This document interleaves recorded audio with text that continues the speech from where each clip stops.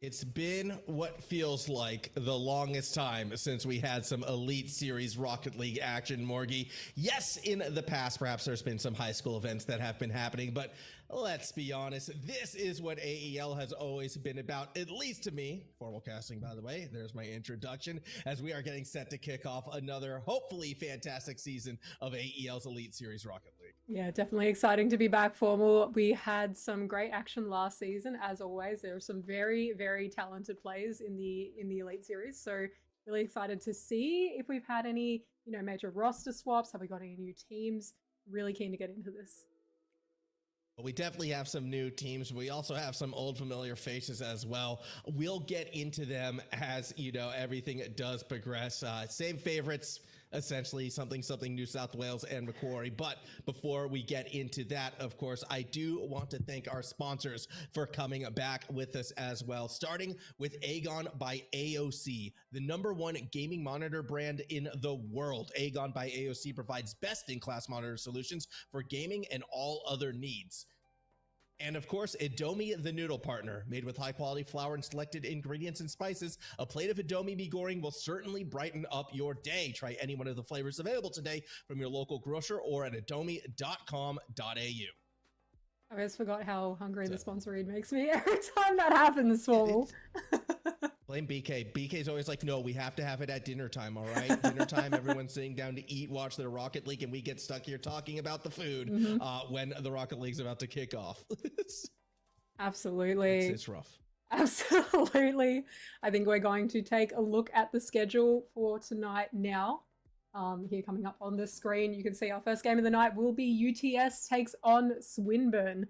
Second after that, we've got UNSW, our winners from last season, coming up against RMIT, followed by Griffith taking on UON and MQ taking on QUT. Yeah, I mean, some pretty interesting matchups if you go by based off last season. I think a lot of people's eyes would probably be drawn to that third game, Griffith University versus UON. These are two teams that are always, kind of sitting in that 3rd to 5th range. Will they make it to the top 4? Will they not? To be going up against each other in the first match, that's kind of intense for them, and it's strange. This could be their most important game of the round robin phase, and it's happening here in week 1. Oh, absolutely. And it's scary to think that's going to happen in week 1 because, whether teams have stayed together, whether they've had roster swaps, you come back from break and maybe these players haven't done too much over the break. Maybe they have. It's going to be really hard to kind of get back into things, especially with such a hard match in the first week. I think some other teams to watch out for as well when we're looking at, terms of games to look out for. The bottom game, Macquarie versus QUT. That one I'm going to be excited. QUT, obviously, last season, they had some pretty high highs, some rougher lows, but with Macquarie bringing back Lunar to the lineup, that's obviously going to be a big boost for them. They're kind of looking like the potential #2 team. But our first game is another one of those teams, Morgie, that we always were picking, like, are they top 4 material? Are they semifinals? UTS, can they push themselves through?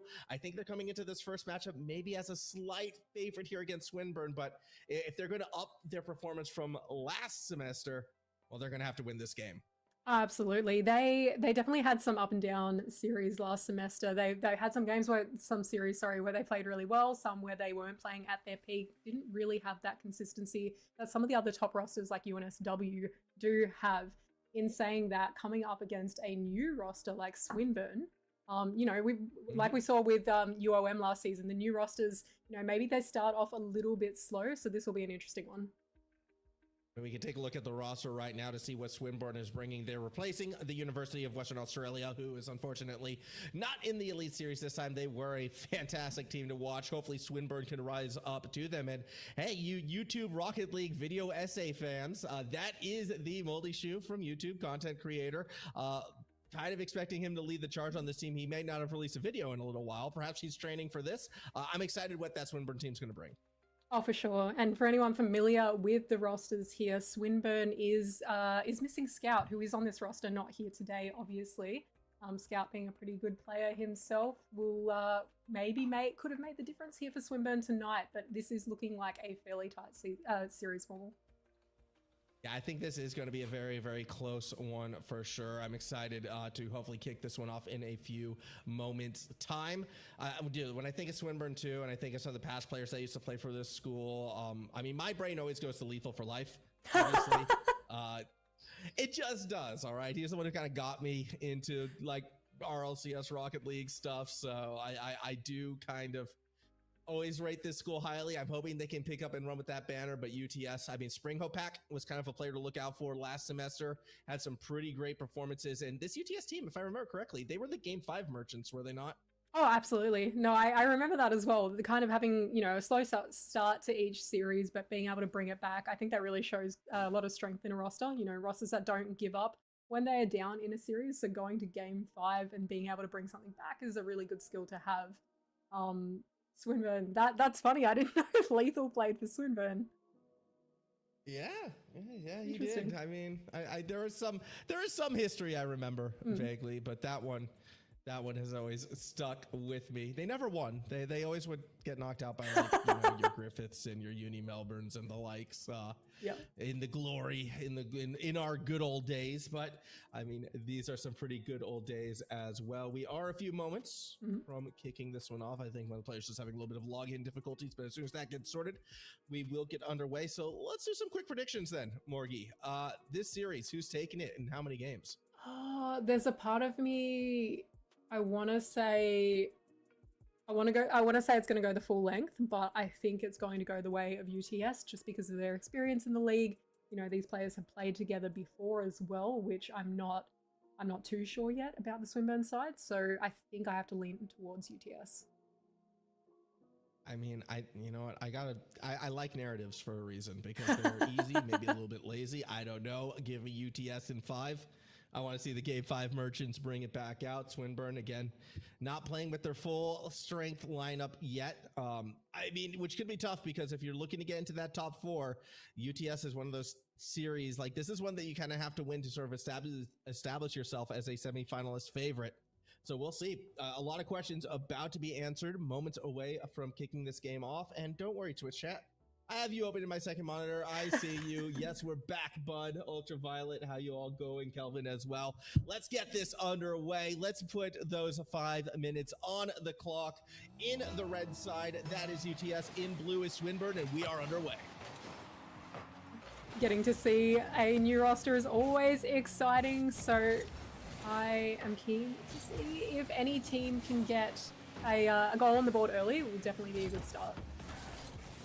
Yeah, I mean, with new rosters, game 1, it's going to be tough to learn too much. I feel like I'm waiting to see how they go games, 2, 3, 4, 5. Once nerves settle, and I have to imagine there is going to be a bit of nerves happening. A very first game of a new season, first chance to prove yourself back on that stream.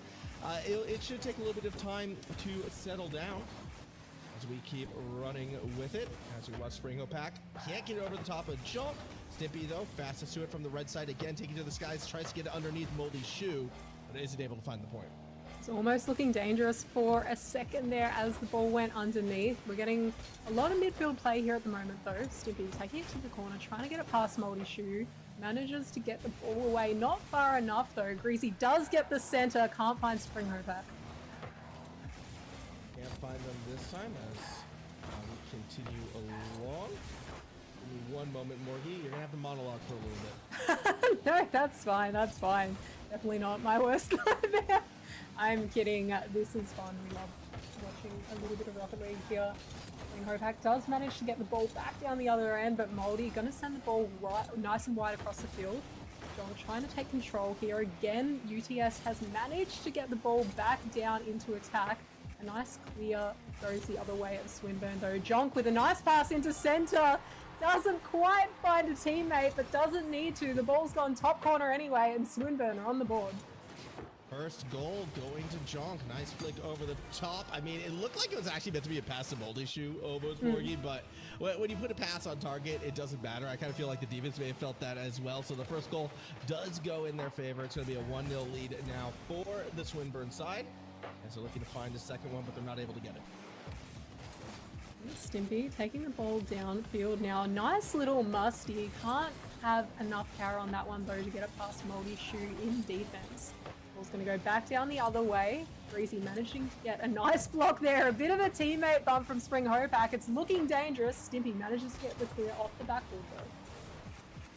There's a good clear. And we'll see where they can go from there as ball Makes his way past midfield. Springhope Pack gets the first touch back down to Greasy. Forward, Jonk.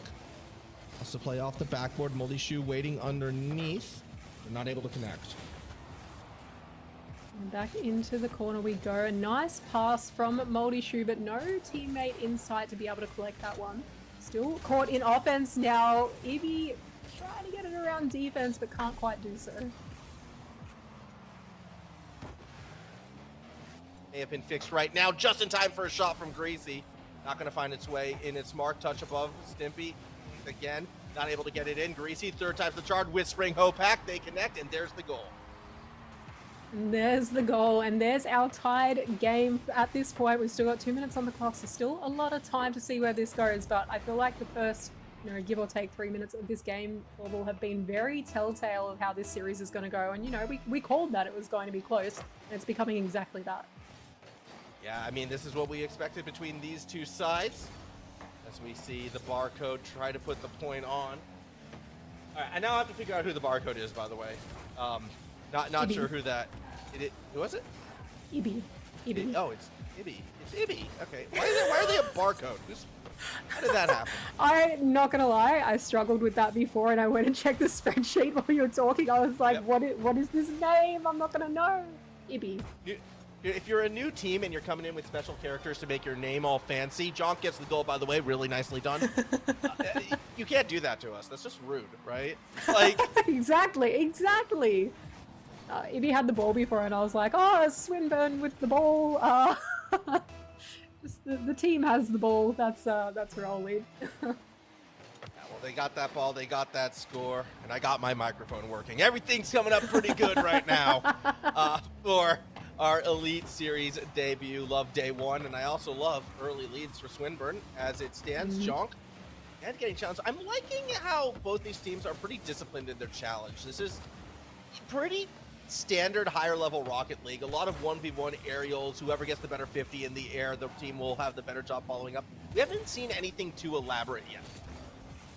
No, but I feel like you kind of get that, not just in week one, but with the newer rosters as well, is you see, I don't want to call it passive play. It can be smart play, but it is a little bit passive.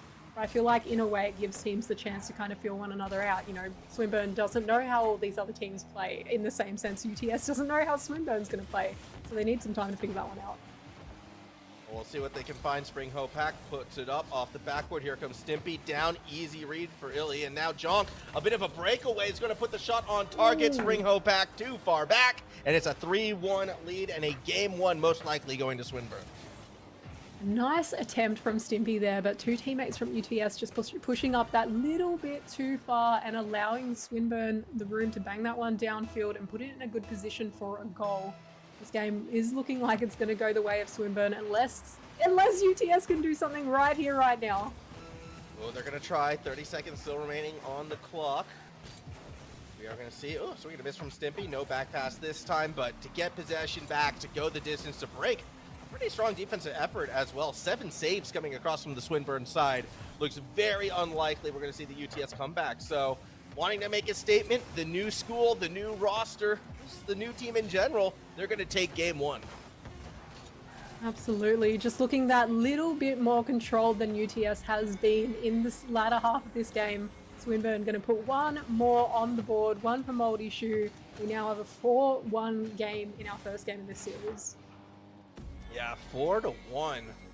That's a pretty big statement win.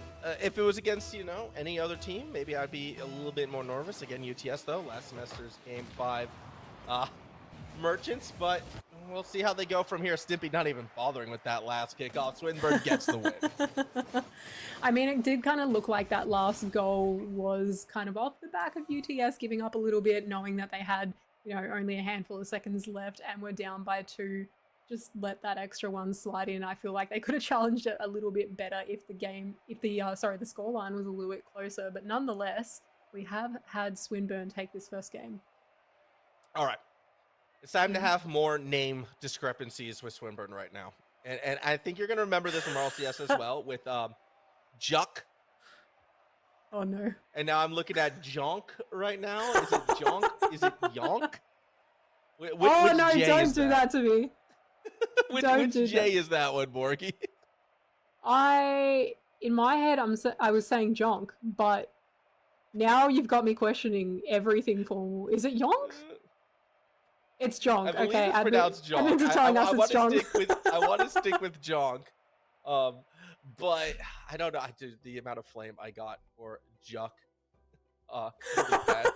There's so many of them. Ball or Bow is another one. They just you take names with special characters. All right, names that can be pronounced the 3 or more different ways. Both of these things should just be banned. You just get rid of it. I think you're right. Or it's like that makes me think of Misty. Big Gez. I think we were both saying Big Gez, and Yubby was like, it's Jez. I was like, oh, sorry. I read it. It's a G. I read it as Gez. I mean, that's look. I'll take the fall for that one. You were just copying me. No. But if you hadn't said that, I would have also read it as Gez. I was even getting DMs. I was getting DMs from Misty about that too. Like that was, ooh. That was dip A levels of mispronunciation. As it stands, game number 2 though is underway. Speaking of a name that we never really got pronounced correctly, Springhopack. We never really learned how to get that one correct, but I believe we haven't been corrected, so we're probably on the right track. Greasy swings and misses, and it will be Illy looking to take it out into Spring. Takes it back up into the corner, and good control so far from the red side. Unfortunately, all it takes is one pass, one beat, and it should be a breakaway for the blue side, but they're too slow to the ball. I was about to say, it was a nice challenge before from Springhopack on that ball. Managed to get Swinburne off the ball, but yeah, no teammate there to follow it up. Greasy does get a good bang down the other end, but with no boost in the tank, unable to get to that one in time. Stimpy with a little bit of a risky challenge, but it pays off, manages to get the block. Gonna see Jonk take it to the edge here, look for Ibby, but not there in time. Jonk, a nice little double reset right there, taking it to the edge as well. He definitely is a player to look out for on this Swinburne side, but the first goal will go to UTS in game 2. Springhopack, give them credit for the point. Absolutely. Again, a nice pass off Greasy. Ibby just not expecting the miss off the backboard there from his teammate. Springhopack just in the right place at the right time to doink that one in. Oh, so with a 1-0 lead, UTS, first lead of the series as well, or at least in a game, as the 50 doesn't quite go in their favor. That's okay, still plenty of time to bring it back into the corner. Very slow play right now coming from Swinburne. Content to play midfield, and then their challenge misses. They're just giving up so much space on the field for nothing here, Morgie. They still, now they touch the ball, but yeah, there's no sense of urgency from the blue side.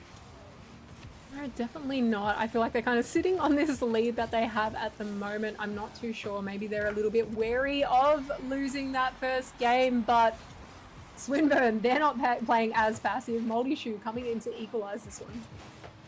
Yeah, that was going to be, well, you know, the classic, right? I question the strategy. I get a little bit confused by what a team is doing.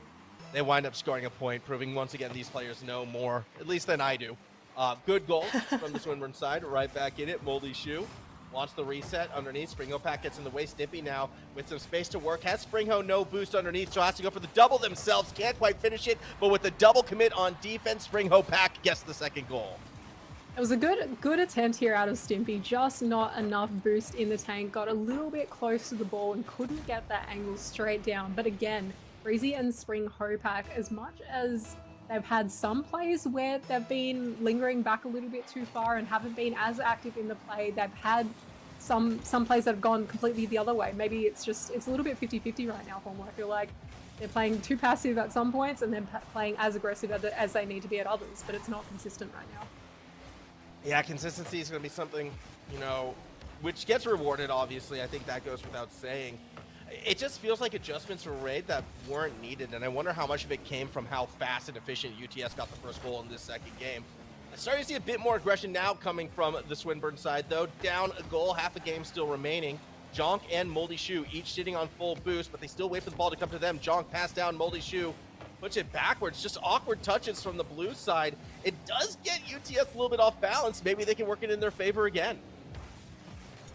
That's for sure. Jonk now taking the ball to the sidewall, looking for a pass off the roof, maybe into center, but Greasy manages to get that one down the other end. No defender in sight, but we're not going to see a goal off the back of that one. Multi-shoe Not on getting the blocked first. as well. Mhm. Yeah, it was just not on the first attempt at least, so the problem was there wasn't a second. Here we go, corner, Spring Hope Pack, slowing it right down again, and yeah, it's just these midfield touches, this time from Moldy Shoe again. They have not been what you need them to be from the Swinburne side. Not just that, I feel like there's been quite a few attempts at solo plays in what have been kind of unnecessary moments. There have been definitely some points where I feel like a pass to a teammate would be a lot better, but all of these plays on the field at the moment seem to be going for, you know, some solo plays and, you know, passing the ball up to themselves and following it in the air, going for an air dribble when they could look for a teammate instead. I mean, but if you go back to the first game, that is what kind of worked for Swinburne. They were just sort of winning 50s in the middle of the field and then being the faster team following up. But the second game, they've just seemed a little bit more hesitant to follow up, and to be quite honest, they've lost more 50s. Starting to see more from Illy, though, on the solo play. His second time going for sort of the dribble bump play to maybe open something up. Maybe this is the pass to Moldy Shoe we're looking for. The shot was on, and that's just strong placement. Ooh, that's what I want to see more out of Swinburne. And yeah, definitely agreed. I feel like it worked for them in the first game, but I think UTS have picked up on it a little bit. We've seen some earlier challenges on those solo plays. And, you know, just Swinburne now kind of mixing it up a little bit with some more passes and that kind of thing seem to be doing well for them right now. That is coming together quite nicely. And now UTS actually in a bit of a tough situation. Dropping this next goal could cost them the second game, and they'd be already on match point against themselves. A little bit of a cheeky comeback right now for the Swinburne side. That 50 almost goes in. Jong should get there first. Keeps it above Greasy into Moldy Shoe. Diving save. Still a double commit, but Illy can't get the touch in the corner. 30 seconds remaining. UTS on the hunt. Stimpy just making it back in time for that save was quite impressive. It looked like Moldy Shoe was going to score that one. Greasy now looking to get it past John. Can't manage to do so just yet. Spring Hopak going up for that solo play. Tries to go underneath, but Moldy Shoe does get the read in time. Ball's going to go to the sidewall. If either team can't score right now, we are going to go to OT. I think we're going to OT. Moldy Shoe drops it down. Ball stays up in the air. Greasy keeps it alive to the backboard. Jonk too far back to keep it going. We go to our first overtime of the 2025 season. 2-all. Pretty much a must-score situation for UTS, as close to one as you can get. But off the kickoff, they're on the back foot. Oh, they do not want this going to match point. You do not want to be the team who loses to the brand new roster in the league on day one. Ibby now going in for the shot. Greasy and Stimpy jumping up for that one. Stimpy does get credited with the save. Spring Hopak, not the best clear. Greasy does get it away though. I mean, the problem is for UTS, they're just not able to get off their backboard. Finally, a little bit of a gap in the rotation, and they take advantage. Some breathing room for the red side. How long will it last? Stimpy's going to put one up. Greasy has boost, looking for the touchdown, and that's just in. Game 2 goes the way of UTS. Beautiful, beautiful read. Exactly what UTS needed. A little bit of confidence, a great read off the roof, an angle on that one to get it past Moldy Shoe on the goal line as well. UTS definitely deserving that win there, and we've gone to a tied series formal. Yeah, good little bounce back from UTS to bring it in this one. They did look like the more consistent team for the most part, although when we look at the shot count, when it's all said and done, it was Swinburne who put more shots on. I actually believe a lot of that, though, came in that, first 30 seconds of overtime. Oh, absolutely. And I mean, UTS did have some really good saves as well. They were doing really well on the goal line, as we can see. Greasy with 2 saves, Stimpy with 2 saves, Spring Hopak with 1 as well. There were definitely some moments there where they were pushed by Swinburne right on the back of the goal line, and they managed to get away from it scot-free. Yeah, that they did. So fortunate there. And I mean, look, we saw some good things from Swinburne. The pass in particular for their second goal, I thought was very, very nice. We saw kind of more about Swinburne, I think, how they want to adapt into the series, but it definitely was more lackadaisical, a more reactive Swinburne than what we saw from game 1, and UTS, to their credit, took advantage of it. So as we get geared up and ready to go into game number 3, I'll be curious to see if Swinburne will be able to sort of adjust themselves back into that play form that they were in before, or if UTS will keep the ball rolling in their favor.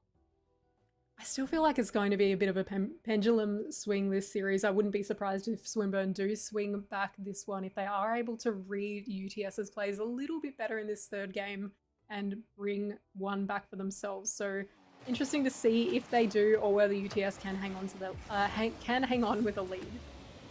We'll see what they can bring. Game number 3 kicking off already, looking good for the UTS side. They put a couple shots on, a chance for Greasy to drop it down. They actually go high with it. Illy will be able to chase it and gets a nice touch off the backboard, breathing space, and maybe more for Swinburne. They're on the hunt 20 seconds in. Spring Hopak with the ball, going to dribble it downfield, but does get blocked. Greasy with a massive bang to the backboard. Jonk there ready to collect though. Going to take it back down the other end. Spring Hopak does come in with the block and we're going to the sidewall. Again, just a lot of midfield play here. Yeah, but again, this is the midfield play that was lacking, I feel like, from Swinburne in game number 2. So a little bit of a micro adjustment, and I do think it will work out for them a bit more as the game moves on. Illy has been sort of that driving first man a lot of the times. A lot of physical play coming from Illy as well. Now setting up the pass. Moldy Shoe got it past all 3! And it's a 1-0 lead for Swinburne. Unfortunately, just not a great read from any of the UTS players here. We're maybe thinking that Moldy Shoe was going to get the touch off his nose rather than the back of the car, and it would have gone more to the right of the goal than the left. But nonetheless, that is the touch he got past all 3 UTS players, and Swinburne off to a lead early in this series. That's a really great lead for the Swinburne side. I don't think they're done yet. Moldy Shoe into Greasy off the backboard. Here's Illy. Oh. Well. All right, we were due for our first open net miss, Morgie. It was coming, and a bit unfortunate it comes from Illy there. Only a matter of time, that's for sure. We're going to see another shot attempt from Jonk here. Greasy does manage to get a touch to it though. That did look like it was going to go in, so definitely a nice saving shot there. Jonk with the ball, going to the sidewall, going to look for a pass here, but Spring Hopak manages to beat him to it. As we do see, pressure coming through. Ibby gets the touch, looks for the second, can't get it around Stimpy. Greasy now chasing along that corridor, wants to play off the backboard, but Jonk is there. Items, well, Moldy Shoe, and once again, maybe Swinburne might have something cooking. Moldy Shoe gets credit for the goal. The slightest touch off the side of the car there. Managing to send that one into net. We don't like own goals, but I mean, it was a pretty cool one. Yeah. What do you mean we don't like own goals? From a team's perspective, from a player's perspective, we don't like own goals. Okay, fair enough. As casters, we love own goals.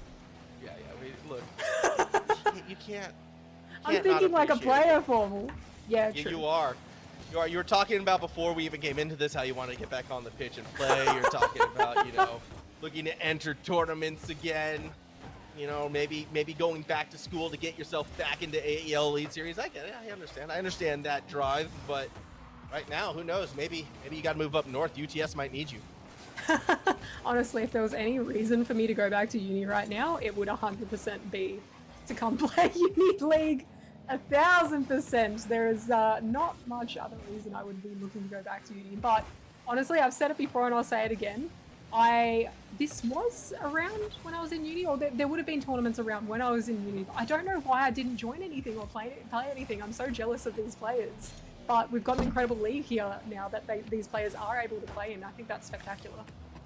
It is a fun one as well. Again, the Elite Series bringing the 8 best universities when it comes to Rocket League, but there is the Open Series happening as well. So these aren't the only 8 teams playing InterVarsity Rocket League right now in Australia. This league is actually quite large, quite wide, and encompasses a lot of teams. We'll talk more about the Open divisions later in the semester when they start trying to qualify themselves into that Elite Series. But for now, Moldy Shoe up ahead. Spring Hopak will shut it down. Minute and a half still to go, and only 3 shots aside so far in this game, Morgie. There's definitely been a lot more challenges, a lot more 50s this game than we'd seen in the last couple of games. Spring Hopak looking for a shot on net as well. That's made our 4th from UTS in this game, but it didn't go in. Ibby now trying to take control here, going for that solo play, that air dribble upfield. Does manage to get the flip reset, but not enough on it to send it in there.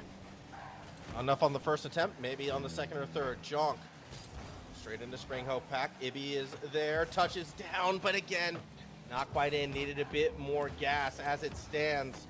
There's a lot more gas required on UTS just to get off their own backboard right now. Greasy, the only one with the boost, will push it to the corner, but it's going to be a weaker touch coming from the second man. That said, Ibby can only go back towards Jonk, a slow rotation back for the red side could leave Swinburne punished, at least till Moldy Shoe finds the gap, finds Jonk as well, and the attack is on once more. Definitely seeing a bit of panic out of UTS now. They do not want to go to match point against Swinburne, but that is how it's looking at the moment unless they can put a shot on net. 20 seconds left. Swinburne are up by 2. We're going to see a shot attempt from Greasy, but Jonk manages to beat him to it. It really is Greasy who you want to see stepping up. Maybe Spring Pack could find something. Off the post, not in, as will be their chances for game number 3. It is going to be a Swinburne victory. Put another one in for good measure. Top bin for Ibby, and that will secure game 3. That it will indeed. Back on the back down the other end, it almost looked like we were going to have a second own goal there, but Swinburne managing to turn it around quickly, go from defense to offense in a matter of seconds, put a third one on the board, and they are going to run away with a dominant victory in this third game. And that will put this Swinburne side on to match point as well. The new roster looking mighty clean. Again, against any other team, Morgie, I'd be feeling confident about their game 4 chances, but I cannot overlook what UTS did last semester. They had so many. I think it was like 4 out of 7 of their series went to game 5, and they won 3 of them. It was something kind of nice like that. And when you're shooting above 50% and getting into that game 5, well, that's kind of what I'm expecting to see here. Absolutely. Game 5 Merchants indeed. I think it makes for an interesting series. You know, I tend to agree that even seeing Swinburne up by 2 or on match point going into this next game, it's nothing guaranteed because UTS are able to maintain that confidence. They are able to be an underdog in a series. I think that makes for a really interesting one. It is, but if they're going to bring this one back, don't get me wrong, I like Spring Pack putting the shots on, but I got to find more ways to get Greasy involved. I mean, we saw Greasy the one, probably had the best aerial mech in game number 2, so I want to see more of that game form. That was the game, of course, UTS won. I want to see more of that coming through in game number 4, and I need to see Stimpy get more involved as well. Kind of haven't really been saying Stimpy's name that much yet. That can change with a strong performance, but as it stands, UTS... You know, for every team here, that goal is top 4. That goal is that semifinals. And then where can you go from there? Starting off on the back foot. I mean, it's so easy to be in the top 4 after round 1. You just have to win. Yeah, exactly. You just have to win. Just win your first game. No, I tend to agree that Greasy can make that difference for this roster right here, right now. And honestly, in game 2, Greasy was the reason they won. That final goal, that angle off the roof as well, was what won that game for UTS. Spring Pack is doing a lot. Stimpy, we do need to see a little more from as well. Maybe a little bit more support, maybe pushing up a little higher as second man just to put the pressure on Swinburne. They cannot let Swinburne get a goal quickly in this last game. Yeah, I mean, Swinburne definitely is a team that looks more comfortable with the lead than playing from behind. It got in their heads, it looked like a little bit game number 2, how fast they fell back and they had their more passive approach, more reactive. When they've been the proactive team, they've been strong. Even when their proactiveness has led to awkward passes like this. Moldy Shoe will drive it back to their own backboard. Shot from Spring Pack, but Moldy Shoe rotating around will find a clear. Nice save on that one, but UTS putting the pressure on in their offensive half right now, not wanting to let Swinburne get it out. Jonk does manage to get it around. Was that a shout out to Monty in chat right there? Shout out Hi, to Monty. Monty. What? Yeah. Wait, what did I do? You said Monty. Did I? Am I going crazy? Am I the one going crazy? Anyways, backboard, Moldy Shoe. Shots on towards the backboard. I think I'm going crazy. Oh no. I was about to say, I don't think I did. I didn't even have chat open. I don't know what I heard then. You heard what you want to hear. Let's just keep it. I always hear what I want to hear, and I always see what I want to see. It's why I'm 100% prediction rate. Oh yeah, 100% prediction rate. Yeah. We'll see how that goes tonight. We'll keep track of your predictions throughout the season. Yeah, Actually, I reckon that'd be interesting a stat to have at the end of season is how many games we've gotten. I will keep honest track of it. Right now, we're each on pace for an 0-1 start, depending on how this game goes. Springo Pack shot may save it. It's a 1-0 lead for UTS. No, the comeback kings onto it right now. They're not going to let us go down 0-1 on predictions. They're going to get one on the board and make sure Swinburne can't take away this game. We do have 3.5 minutes left, so plenty of time for either team to get a few more on the board. So we'll see what happens. See what they can find. Ibby Pushing it forward across the midfield line. Through the corner we go. Springhope Pack. Nice 50. Jonk too far forward. Boldy Shoe. Well, too far forward as well. It almost was a greasy counter. Still 3 minutes on the clock. Moldy Shoe's been getting more and more involved, it feels like, over the past 4 minutes of gameplay.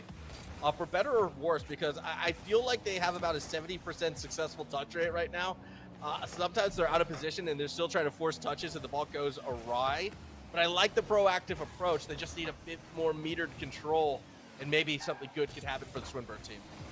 And definitely maybe just a little bit more warm-up pre-game could have made the difference there. But nonetheless, again, first day of the season, first day of the season for the Swinburne team, as well as our new roster. So I think it'll only be a matter of time before they find their feet.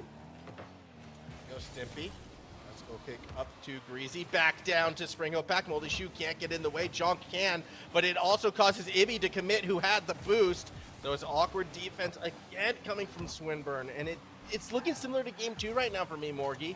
They just look unsettled, and you got to give some credit to that to UTS. They find the early goal. They play pretty fast, so if you find yourself behind them, you're always going to be a little bit awkward. UTS just doing a good job keeping Swinburne unbalanced. Absolutely. UTS playing a lot better when they are playing that fast, aggressive game, looking more awkward, I guess, when they're playing passive and sitting back a little bit. So I feel like if they can keep up this kind of play style and this momentum, then they could end up winning this series. Right now, Swinburne aren't going to go down without a fight. They want another goal, can't quite get it in this game yet. Sorry, UTS can't quite get it. Swinburne going to take it back into their corner now and just keep the pressure on for a little bit. A minute and a half still to go. All Swinburne cards facing towards their own goal as the attack was on. Fortunately, they're able to rotate around, get themselves a bit of save as we go back to the blue side. Off the post, nearly down and in. That would have been a fantastic shot. Moldy Shoe looking for Jonk, looking for the backward second touch. It's down to Moldy Shoe. It's a delicate touch. Ibby had the boost behind, and again, it's just not quite in sync, Morgie. No, not quite. I mean, it did look for a second like Jonk was going to get the solo play there, and Demo almost gives Ibby the opportunity of a free net, but not quite. Greasy going off the roof. Moldy Shoe manages to get the catch though. Stimpy with the challenge. We're going to need Jonk to clear this one, but it is still in the hands of UTS. Can't quite get the shot off the double though. On this occasion, still 40 seconds remaining. Greasy. Oh, actually has a chance to put this game away right now. Springo Pack just outside the box, but not in a position to commit, so we will get it clear. Half a minute. Swinburne, he needed this goal to put it away. 4 shots so far. It's the 5th magic. Not this time. Stimpy comes through. Swinburne looking for a shot here. A miss as well. Manages to let them keep possession. We're going to see a shot off Ibby. Puts it in the hands of Springhope though, who manages to take it to the wall, going to try and get it away. Jonk keeping the pressure on though. Swinburne need a score right here, right now, or this game is going to go to UTS. It's done. It's got to be done. Moldy can't find the touch. In fact, Springo's just going to put it in on the 0-second mark. It's going to be a win for UTS, and the Game 5 Merchants are back for another season of the AEL Elite Series. We are going to Game 5. We're going the full match length. We wouldn't want it any other way. This is the exciting thing about the Elite Series, is that we have these teams, and this is high level gameplay, but we still have teams that really challenge one another. There's no, I mean, maybe we'll have a series later tonight where it will be a little bit more one-sided, but it's really good seeing some of these teams really evenly matched and how they're really having to battle it out. Yeah, and I mean, the crazy thing about that one as well, and showing why, like, I feel Swinburne needs to be the more proactive team. They had 3 shots to their name with the final 30 seconds. They found 4 shots in those last 30 seconds. It didn't give them a goal, and yeah, you can say the counterattack back against them as a result of that aggressive nature. But they looked more in control when they were the ones being that proactive team attacking. To go 4.5 minutes and only 3 shots on, it doesn't feel like that's the Swinburne identity we want to see moving forward. So UTS, we know they're going to be a fast counterattacking type team. That's what we saw from them last season. And maybe you want to play more reactive to sort of avoid playing to their strengths, but it shouldn't come at the cost of your own. Play your own game, Swinburne. Maybe you can bring it back. But for UTS, I mean, they've got the momentum right now. We're going to Champions Field. They have a chance to continue that same storyline from last year and be the Game 5 Merchants once more.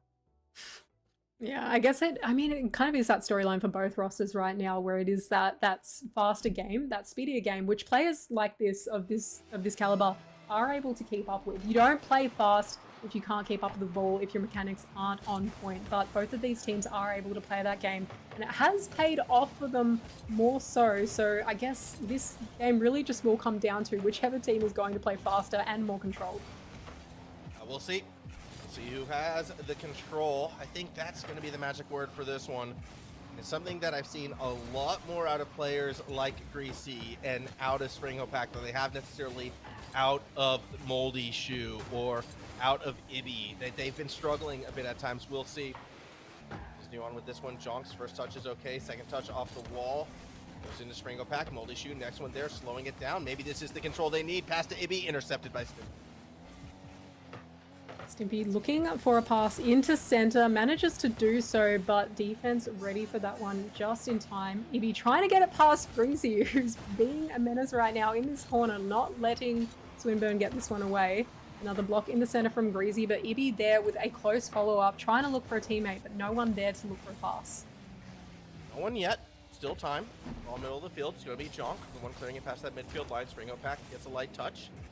So cleared across the middle of the field. Jonk tries to stay on it. Ibby actually doesn't get the pass. And what has been the successful back pass rate we've seen from this Swinburne team? Because they've gone for a lot of back passes, and I feel like it's only 50% of the time they find a teammate.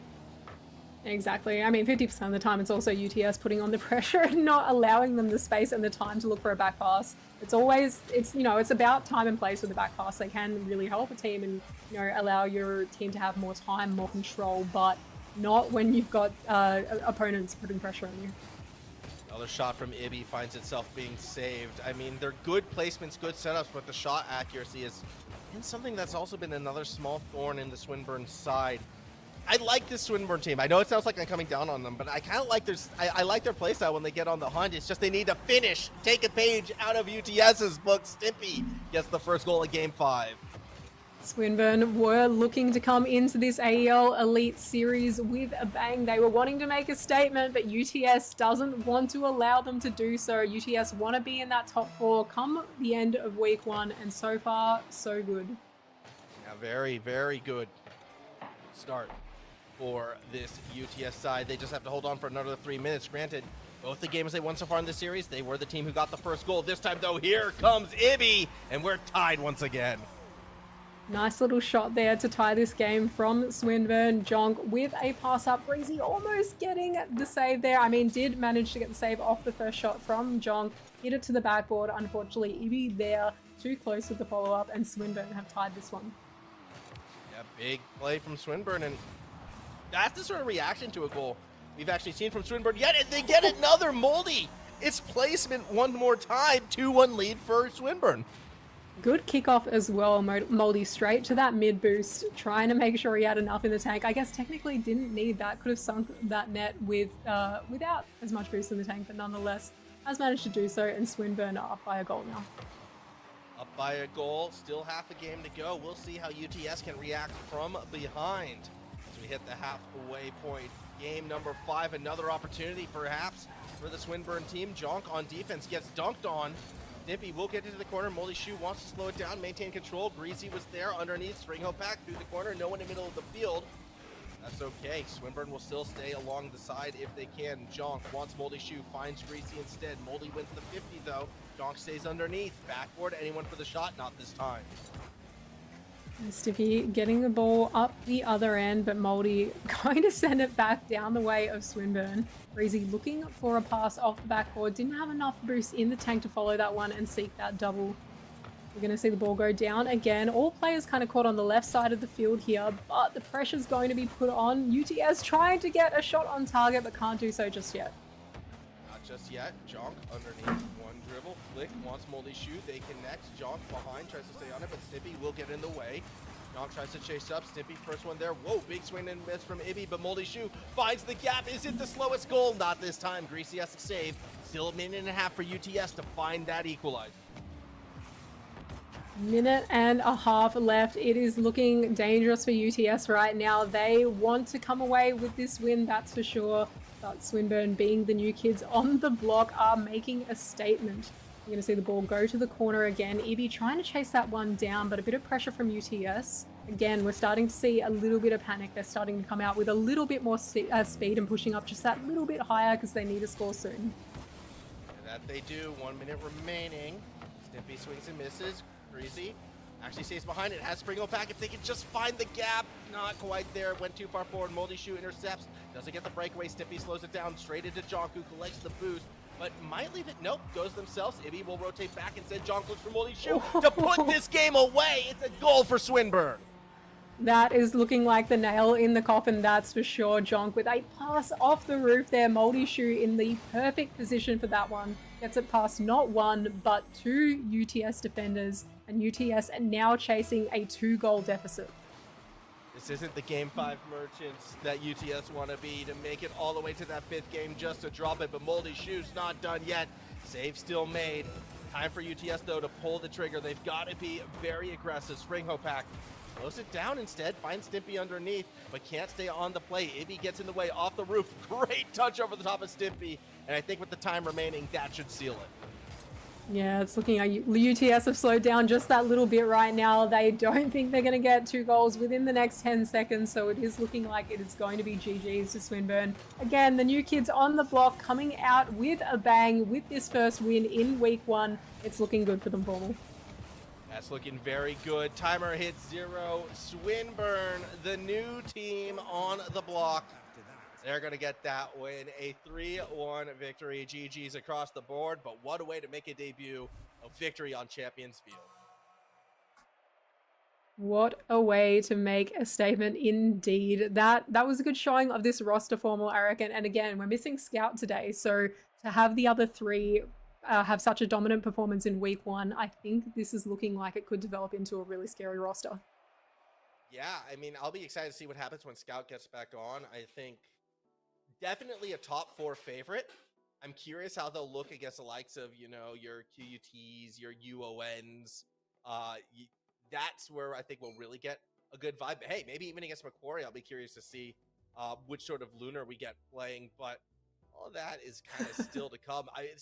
A lot of questions were kind of answered about the Swinburne team, but I still have more. And the biggest one is, where exactly is that ceiling? Yeah, exactly. It'll be really good to see where they kind of sit in that pack. And I guess as we progress into the season and see which teams they come up against and how they perform against some of that mid-pack in this season. But for now, we are going to take a break and we'll catch you guys shortly with our next series.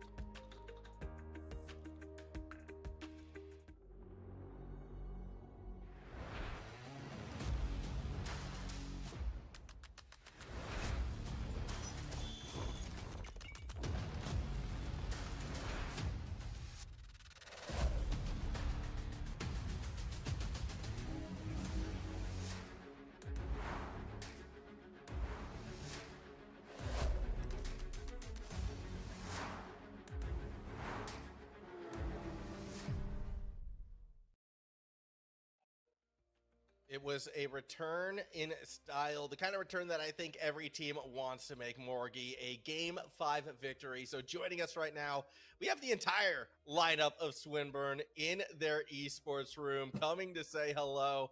Gentlemen, first off, congrats on your win. Thank you so much. Yeah, we have the whole Swinburne team here in the esports room. We've got Jonk, Ibby, and Rezi in charge of all of our Rocket League stuff. It's really good seeing everybody together, playing together as well. I'm sure that really helps the kind of morale of the team. Is this how you're planning to play for the rest of this season? Do you guys all come into uni together? Plan on playing all together. I think it's good just to build team of chemistry as well. We should all be good to play in the room. Yeah. So no, it's really good in here. It's better than my setup at home as well. So no, it's great. I mean, it's interesting because it feels like it addresses one of the points we were coming up with this one against a team like UTS, who's now been playing with each other for nearly a year. You guys have to find that synergy quickly. Have you been doing scrims together beforehand? Is this your first time using that room altogether, or is this something that's going to be building more and more as the season progresses? Yeah, we've used the room before, but we've only played once together as a team before this. So this was all new to us. We were just kind of figuring stuff out as we went. But yeah, as we go on, we hope to build a bit more chemistry, and we hope like doing that in person will help with that a lot. So, yeah. That's a scary response for any other team who's going to come up against you for the rest of the season if you guys have only played together once. I guess speaking of the rest of the teams, are you familiar with any of the other teams? Is there anyone you're excited to play? Yeah, we're definitely familiar with like the top end teams, UNSW, Macquarie, and all of that. We're not looking forward to versing them, but the other ones, you know, yeah, no, we all come across them in ranked all the time. It's kind of a tight knit community here, so we're familiar, but definitely looking forward to. Even in saying that they're going to be hard, the UNSW and Macquarie teams will be interesting to see. Like how high is our peak? How far can we go? And if we can beat them, that would be cool. All right, I guess kind of one last question too, because you are that new team, and I guess you're still discovering your play style. But if you're trying to summarize what you want to be after this first weekend in one or two sentences, what is the Swinburne team's identity going to be? Oh, just best vibes, best team, best vibes, best everything. You know, we want to be number one. There's no below number one. So yeah, just best vibes. It's pure vibes here, as you can tell, pretty much. Yeah. All right. Hey, you know what? Sometimes good vibes is all you need to go the distance. Thank you so much for joining us for this interview, Shu and Co. And we'll look forward to seeing how far you guys can take it. Yeah. Thank you, guys. There you have it. Swinburne first victory. I mean, obviously you're feeling happy. You're feeling excited. I love the use of the esports room that they have on campus as well. We've always found, Morgie, in the history of this event, the teams that play in the same room, that play in these similar environments. I go back to UWA, the team Swinburne replaced. They kind of all went to one of the players' house to play. They always sort of overachieved compared to what we thought they would do. Really? I didn't even realize. I was about to say when I saw them together, I was like, I feel like I haven't seen too much of this. I think it's really good. And obviously, you know, if there have been teams in the past that do have that synergy from playing together, whether it's at somebody's house or whether they are able to use, you know, facilities at uni, I think it's a really good thing. You know, you can jump off afterwards and have a nice dinner together. It's really, really good for team bonding and team morale. Well, speaking of a team that should have had some time to get some team bonding and team morale, we're getting ready for our next matchup, the University of New South Wales. And at least two of these guys have been playing together here in the AEL Elite Series for a while now, Tadagane and Steve. And I think for the first time ever, we have had a high-profile roster swap, Zen, who played and won on Macquarie, now coming to this New South Wales super team, Morgie. And for the AEL Elite Series, this is a super team. This absolutely is a super team. If last season was a super team, this is, I would say, even more daunting of a team. And that's saying something because, you know, we look at who Zen replaced, Diggs being that kind of third player on UNSW last season. I think Diggs was fantastic. I think Diggs, you know, took a little bit of time to warm up when you've got, you know, teammates like Tada and Steve who are incredibly talented, who are really well experienced as well. You know, it's hard to stand out, but Diggs did manage to do so. Especially towards the end of season after a lot of practice.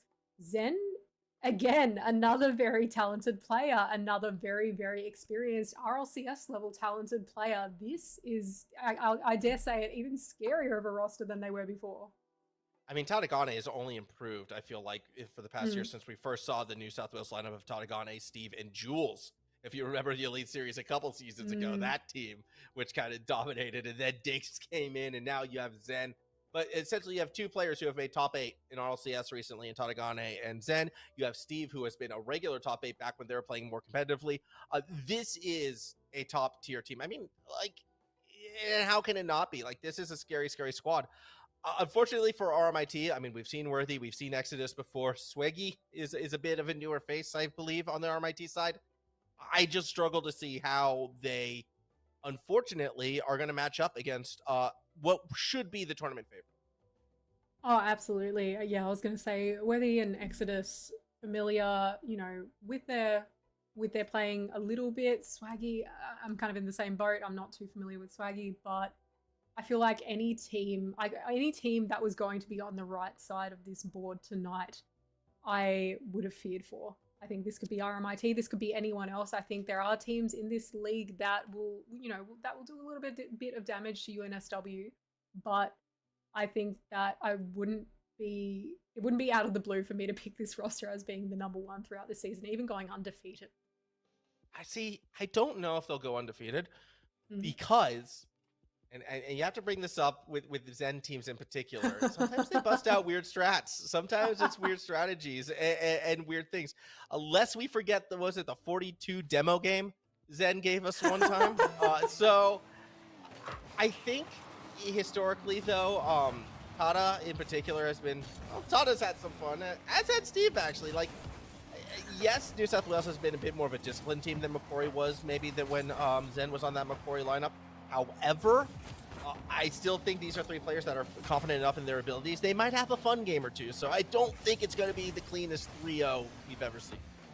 No, I think Zen does tend to have a little bit of fun with some of the games sometimes, but when you've got 40-something demos in a game, you're absolutely in your opponent's head. You're playing that mental game, whether Zen intends to be playing that game or not. He does end up doing that, so I think that's something that maybe UNSW did lack before because they did have that disciplined kind of play style. But it'll be an interesting factor to see how that kind of goes with this roster. Yeah, and if we are going to see RMIT, though, keep them honest, it is Exodus who I'm looking at to kind of be that standout player on the team in blue. Just because, again, they have the experience, they have the skill set, and they can have some pretty big moments. We'll see if the others can keep up. Again, there's just too many unknowns for me to feel super confident in RMIT, but I'm happy to be proven wrong. In fact, there's a chance right here. Worthy taking the shot, though, goes for the sidewall, and it will be corralled once again by the New South Wales side.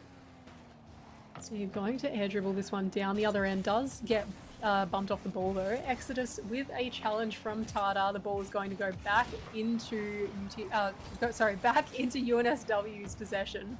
We're in the corner now with Worthy trying to get it out. Steve with the pressure, though, can't quite get the double. Can't get it this time, but still 3:20 to go, and it will be Swaggy over the top. Steve will get it over the top of Exodus again, so the team with more height has been getting the first touch. Is almost a goal from Worthy. Now it's Swaggy stopping it in front of the net, and there you go. The two unknowns come together to find the first goal. I was about to say a great start from Swaggy. Gets it around one, gets it around two in Zen, who was forward from the roof there, and RMIT up by one early in this series. A little bit of a surprise, a little bit of a shocker start. We'll see how New South Wales will respond. Still plenty of time left in game one. Still even more time left in this series. Exodus, though, has Swaggy. Can't connect. Good touch from Tata. Puts it on the net. Keeps Worthy on his backboard. Tata down, looking for a teammate. Not able to find it. And another good clear coming from the blue side. Tata looking for a shot here. Looking for the reset maybe, but can't quite get it there. Zen taking the ball off the roof. Gets the pass down to Tata. Going off the backboard. Can't get the double, though. Going to get it this time. Midfield control, though, trying to be held by New South Wales. Worthy still able, again, to get that height required. Wants to go the distance. Pretty standard save for Steve, but unstandard challenges coming from both Swaggy and Exodus just makes the clear across the middle of the field that much more difficult for New South Wales. Credit where it's due. RMIT, they're playing such an aggressive game right now, and they're doing well for themselves as a result. See off the backboard, here comes the shot, and this time Tata scores. Definitely a great presence from UNSW in this one. All three players involved in this. Zen, the pass off to Steve, who hits it down to Tata, manages to secure the shot. Like I said, all three involved in that one. I think that's something UNSW can do really well. I think that's something that I'm excited to see these three players do really well together the rest of this season. Yeah. I think, and that's something, a synergy that's only going to grow. I mean, one of the things for me, I feel like in the past when it comes to Macquarie, when Zen was on that team, a question mark for how far that team would make it would be, you know, what is the mental of this team? Are they coming in 100% focused on winning, or are they 100% focused on having a good time? Because of the recency of RLCS, that first split, and with Zen and Tata each hard grinding and getting results, there still should be in pretty high playing form, and I imagine the synergy between them is only going to grow while they're here. So I am excited to see what this team is going to be able to bring out, but I'm also excited to see what teams can challenge them as well, Morky, and force them to keep playing hard, and that's what we're seeing so far from RMIT. RMIT's playing a fantastic game number one. Oh, absolutely. RMIT are, yeah, they're doing really well right now. And like you said before, it's kind of those unknowns on this roster that we were a little bit unsure of. You know, Swaggy not being a familiar name. Worthy, I hadn't seen a whole lot of before either. So, you know, they've come out swinging pretty early. Yeah, that they have, and with 1 minute remaining, was not expecting to be tied here in game number one. We'll see who's got the magic touch to put this one away. Worthy, across the middle of the field, actually has a gap. Steve has to race back, but because of the demo, no! Swaggy can't score. It's Worthy who gets it instead, and it's a late lead for the team in blue. That's it. RMIT, I would not have, I would not have guessed, wait, team in, I think there was a little slight bug issue with the colors. The team in They're orange. red for the audience. They are blue for us, but they're red for the audience. Yeah, there you go. That's fun. That's not confusing. Point is, RMIT has the lead. Wait, they're red on my screen. RMIT, I'm so confused. They're blue on mine. Really? Okay. Yeah. Okay, we are, wait, RMIT, yeah, RMIT are supposed to be red. I think we're clear. I think we're clear now. Everything's broken, but we're having fun. RMIT up by 2 goals, 30 seconds left. It's looking like they're going to run away with this one. How are my colors different from yours? How does that even happen? You're casting off the game, right? Yeah. I'm casting off the game. They're orange on my screen. They're orange. Like, well, yeah, it's Oh, so you have blue and orange. See, I have blue and red, but it's the wrong blue and red that the stream has. This is fun. 3-1 lead, by the way. Don't let our colors distract you from the fact that RMIT is about to pull off an upset here in game number one and take the first game of this series. Or are they? Zen to Tata. Hold on. 7 seconds left, and we're back within one. I was about to say a huge moment for them. We're not even talking about, we're talking about the colors. But nonetheless, UNSW have put another one on the board. They're only down by 1 goal. We've got 7 seconds left. I reckon if there's any team that's going to get a kickoff goal, get something in 7 seconds, it's going to be UNSW. I mean, Tata already got that good touch off the kickoff. However, a good play from Swaggy keeps him off balance. Now, how far can Steve go? Wants to pass to Zen. It's easily intercepted by Worthy. And with the demo from Swaggy, there's no one underneath the catch. RMIT takes game one. That they do indeed. What a start from RMIT. I mean, I wouldn't have called it. And, you know, I was confident before that UNSW were going to go down undefeated for the rest of the season. I think that, you know, if they turn it up a little bit, I think they can still run away with this series. But at the moment, RMIT looking like the more dominant team on the field. I felt the need to screen cap my thing just to prove that RMIT was blue for me and not red, just to prove to production that I'm not crazy. But the thing is, we were expecting, you know, UNSW to win that one as, oh boy, oh, my party just got destroyed. Yeah, we were expecting them to win that one. They're kind of crazy stuff. Oh, exactly. No, they RMIT have done well for themselves there, and I'd be really excited to see if they can lock in this second match and be up in the series. Then it's not looking good for UNSW if they do that. Again, I wouldn't be surprised if UNSW were just kind of warming into it a little bit though. Yeah, we'll see. We'll see how they bring that back. I have been completely kicked, by the way, from the party. I'm just not allowed in. I'm gonna have to rejoin. So you're kicking us off. I am kicking you off. I was going to say I can send you an invite, but I think somebody else will probably do it. You guys are stuck with me doing a little bit of a solo for a little bit, but we are going to kick this second game off. RMIT up by 1 in this series to start with. Tata does get the kickoff though. Zen with the follow-up, no boost in the tank, but manages to secure it 3 seconds into this second game, and UNSW are up by 1. I think I just got pranked by Jaden. Hmm? Legit. They kicked me out of the party to give me a golf club topper. And then it brought me back in. Like, Jaden, we are on cast. Jaden! I am convinced Jaden had something to do with that. Sorry to take away from the first goal. Yes, New South Wales, they get on the board first. BK just giggling in the background. As Worthy goes ahead and gets one back for the now red side RMIT. Yeah, my colors are right now. I'm glad the colors are right. I need BK to mute himself because I think I'm laughing because BK's laughing. RMIT have tied up this game now. But UNSW. Sorry, hold on. Let me recompose myself for a second. UNSW did get an early goal 3 seconds into this, but RMIT have come back swinging. We've got a tied game. 4 minutes 20 left on the clock. Who's gonna get the next one?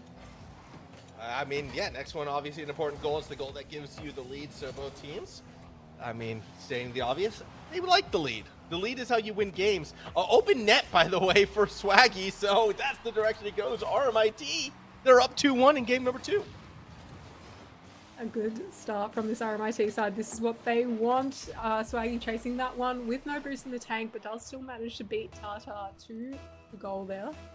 RMIT off to a great start.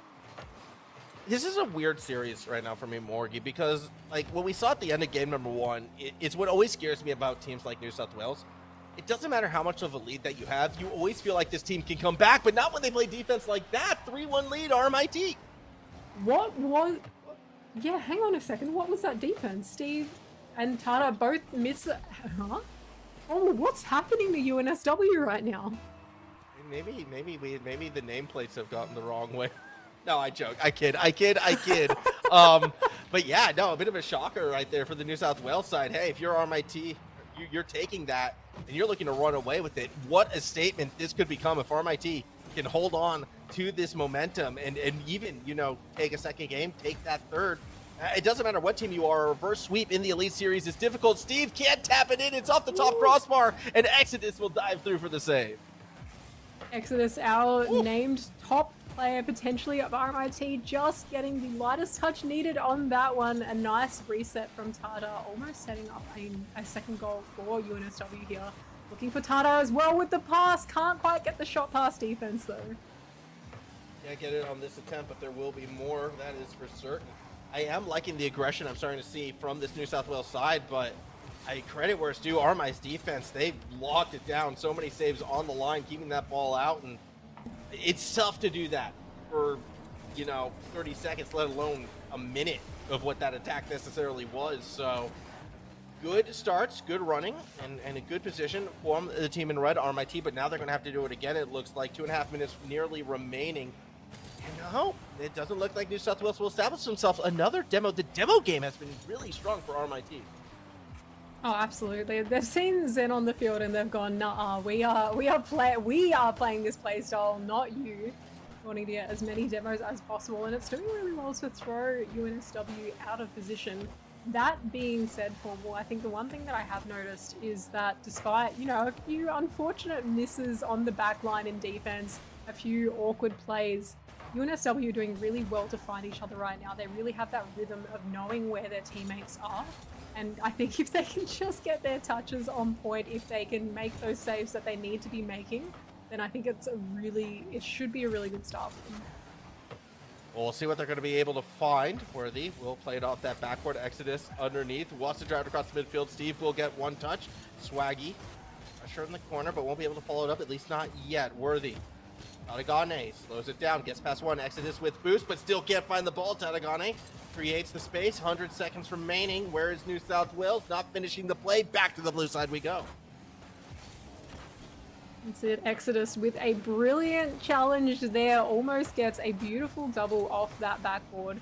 Swaggy does manage to get the 50. Puts it in the hands of Steve though. Zen looking for the shot on target. Does manage to get it in that bottom left corner. And UNSW are fighting their way back.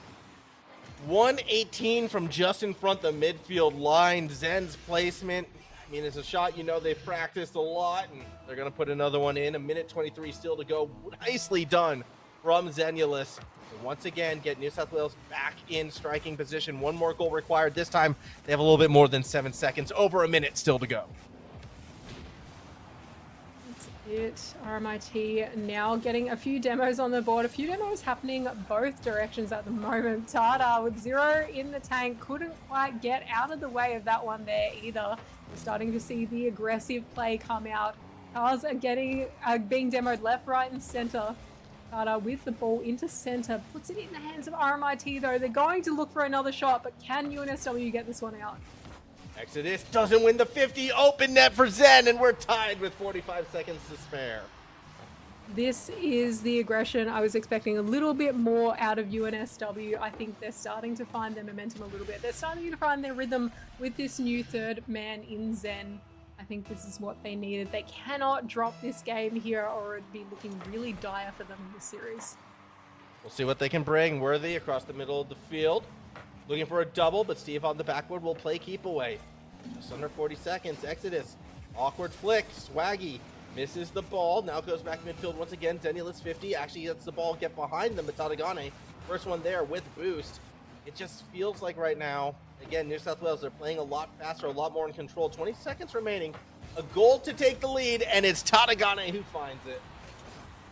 UNSW have taken the lead. Now there are 18 seconds on the board, and RMIT have been playing an aggressive game. They have been getting some really nice shots. They have been demoing UNSW's defense as well, so there's still plenty of time to equalize this one here. I know they're going to want to go to OT and hopefully then from there win that and take this to match point. I do like what I'm starting to see right now, though. Bringing back 4-3 scoreline, and this is a little bit more from New South Wales than what we're expecting to see. I'm with the Twitch chat. I'm still shocked that they lost their first game of the season. However, we saw a little bit more of what I expect to see. And I was trying to make that point earlier in this one with New South Wales, too. They are that lineup that at any given moment, they can flick that switch and almost score at will, it feels like. And teams like that are always going to be scary to write off. And I think Game 2 kind of exemplified that a lot more than what Game number 1 did. That final minute, we saw New South Wales playing a bit more to their full strength. Hat-trick for Zen as well. A couple of those midfield bangers. Absolutely on point. RMIT, get back to that demo game. They were finding the most success when they had New South Wales off balance because of the aggressive demos, because of the strange rotations, particularly on the opponent's back half. I think that's when they were finding their most successes. So I want to see them go back to that and hope New South Wales can't adapt. Oh, definitely. Like that was when we were saying seeing the most goals out of RMIT or even just the most chaos on field was when they were getting those demos and were throwing UNSW out of position. I think just a little note as well that it looks like Zen hasn't been playing for a while either, may have had to reinstall the game today. So, you know, when you're out of practice, it's going to take a little bit of warm up, but when you've got a player of Zen's caliber who has so much experience under his belt, you know, it's not necessarily going to take a night or a week to warm up. Sometimes it can just be a game, and I think that's what we saw just then. He was top 8 in RLCS on the first regional this year. Yep. And then he uninstalled? What did that team do? What did AXO do to him? Either way, Zen off the kickoff, air dribble score. Yeah, he's back. He's definitely back now. I'm thinking it might just be a case of, you know, RLCS not being a priority. You know, a lot of these players, and you know, Zen included, but a lot of players we'll see in the Elite Series. You know, you have some players that are at that high level who do have a focus on Rocket League. You have others who are really focused on uni, part-time jobs, you know, kind of finding that balance between life and this game as well. So it could just be a case of that. We have the answer spoiled to us in production chat, by the way. Oh. It was reformatting computer, gifts for family, things like that. So, okay. I was about to say, there's no way. He has been playing and he has been committed. I'm not questioning Zen's commitment to Rocket League, not this year. Any player that gets top 8 in RLCS, you know they're locked in some fashion. That angle, Worthy, what? Where did that come from? Hang on a sec. Off the corner here. That was a beautiful angle. I wasn't expecting that. I don't think Tata was expecting that either. RMIT equalizing this one. there you go. 1-1 game. RMIT is a team full of surprises. They've had some fantastic goal line defense. They've had some great shots.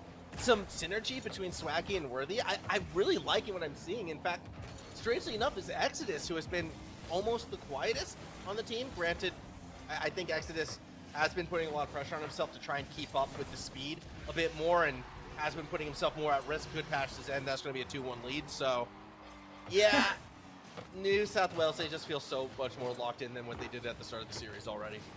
Oh, absolutely. And speaking of speed, that pass from Tata had a lot on it. But again, just the synergy among this team, the synergy among players who, do have that experience and that backing, who have made top 8 in, tournaments like RLCS, where, you're coming up against some really hard teams. They're very, very adaptable.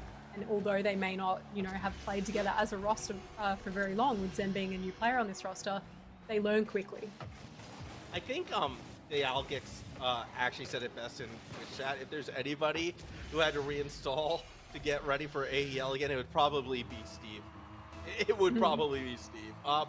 But Steve has played this game for that many years and at a high level for that many years that, like, I'd still trust him in a heartbeat. I mean, there's a period where, he was top 10 player in the region, I dare say. Not even necessarily on like the top teams, but just his consistency, like midfield, like kind of similar position to what Kaka would be now. Just always up there, always a consistent force. That time I missed the ball, but that's all well and good. Still 3:13 to go. Here comes a chance from Worthy. I don't know how Tadagane got behind that save. UNSW looking so much smoother here than they were in that first game, just finding each other beautifully on field. Swaggy, though, going to get another shot. The shots coming out of RMIT right now, Formal, I would not have expected going into this series. I would have expected these kind of shots out of UNSW only, but, to be able to put the ball there. I know Steve did get the touch to it, but we're seeing a lot of talent out of RMIT right now. We are. Maybe all I'm saying is I'm seeing more evidence of what Dialga was saying, or Dialga was saying in the chat before, with plays like that. Good job though, putting the ball where it needed to be though from Worthy. Here we go, 3-2. Still half a game remaining, and technically a tied series. So a bit more pressure perhaps on this RMIT side. I mean, they have to feel like the series is somewhat winnable with some of the shots they were able to bring so far. Swaggy keeps it away. Steve actually winds up behind the ball, but Tadagane was able to rotate back. Still possession for the team in red. Exodus, nice pass down to Worthy. Swaggy, though, too far back to commit for the pass across. That will be a loss of possession. UNSW looking for each other in the air as well. Zen going to get the reset, but can't quite get it out of the way of RMIT here. You see the ball caught up in the midfield again. Zen going up for this one. Worthy going to take a shot though. Steve there for the save. For the save, but not much more, at least not on this occasion. It's with Zen. Well, the second touch where they get the clear. Fair enough. Zen again.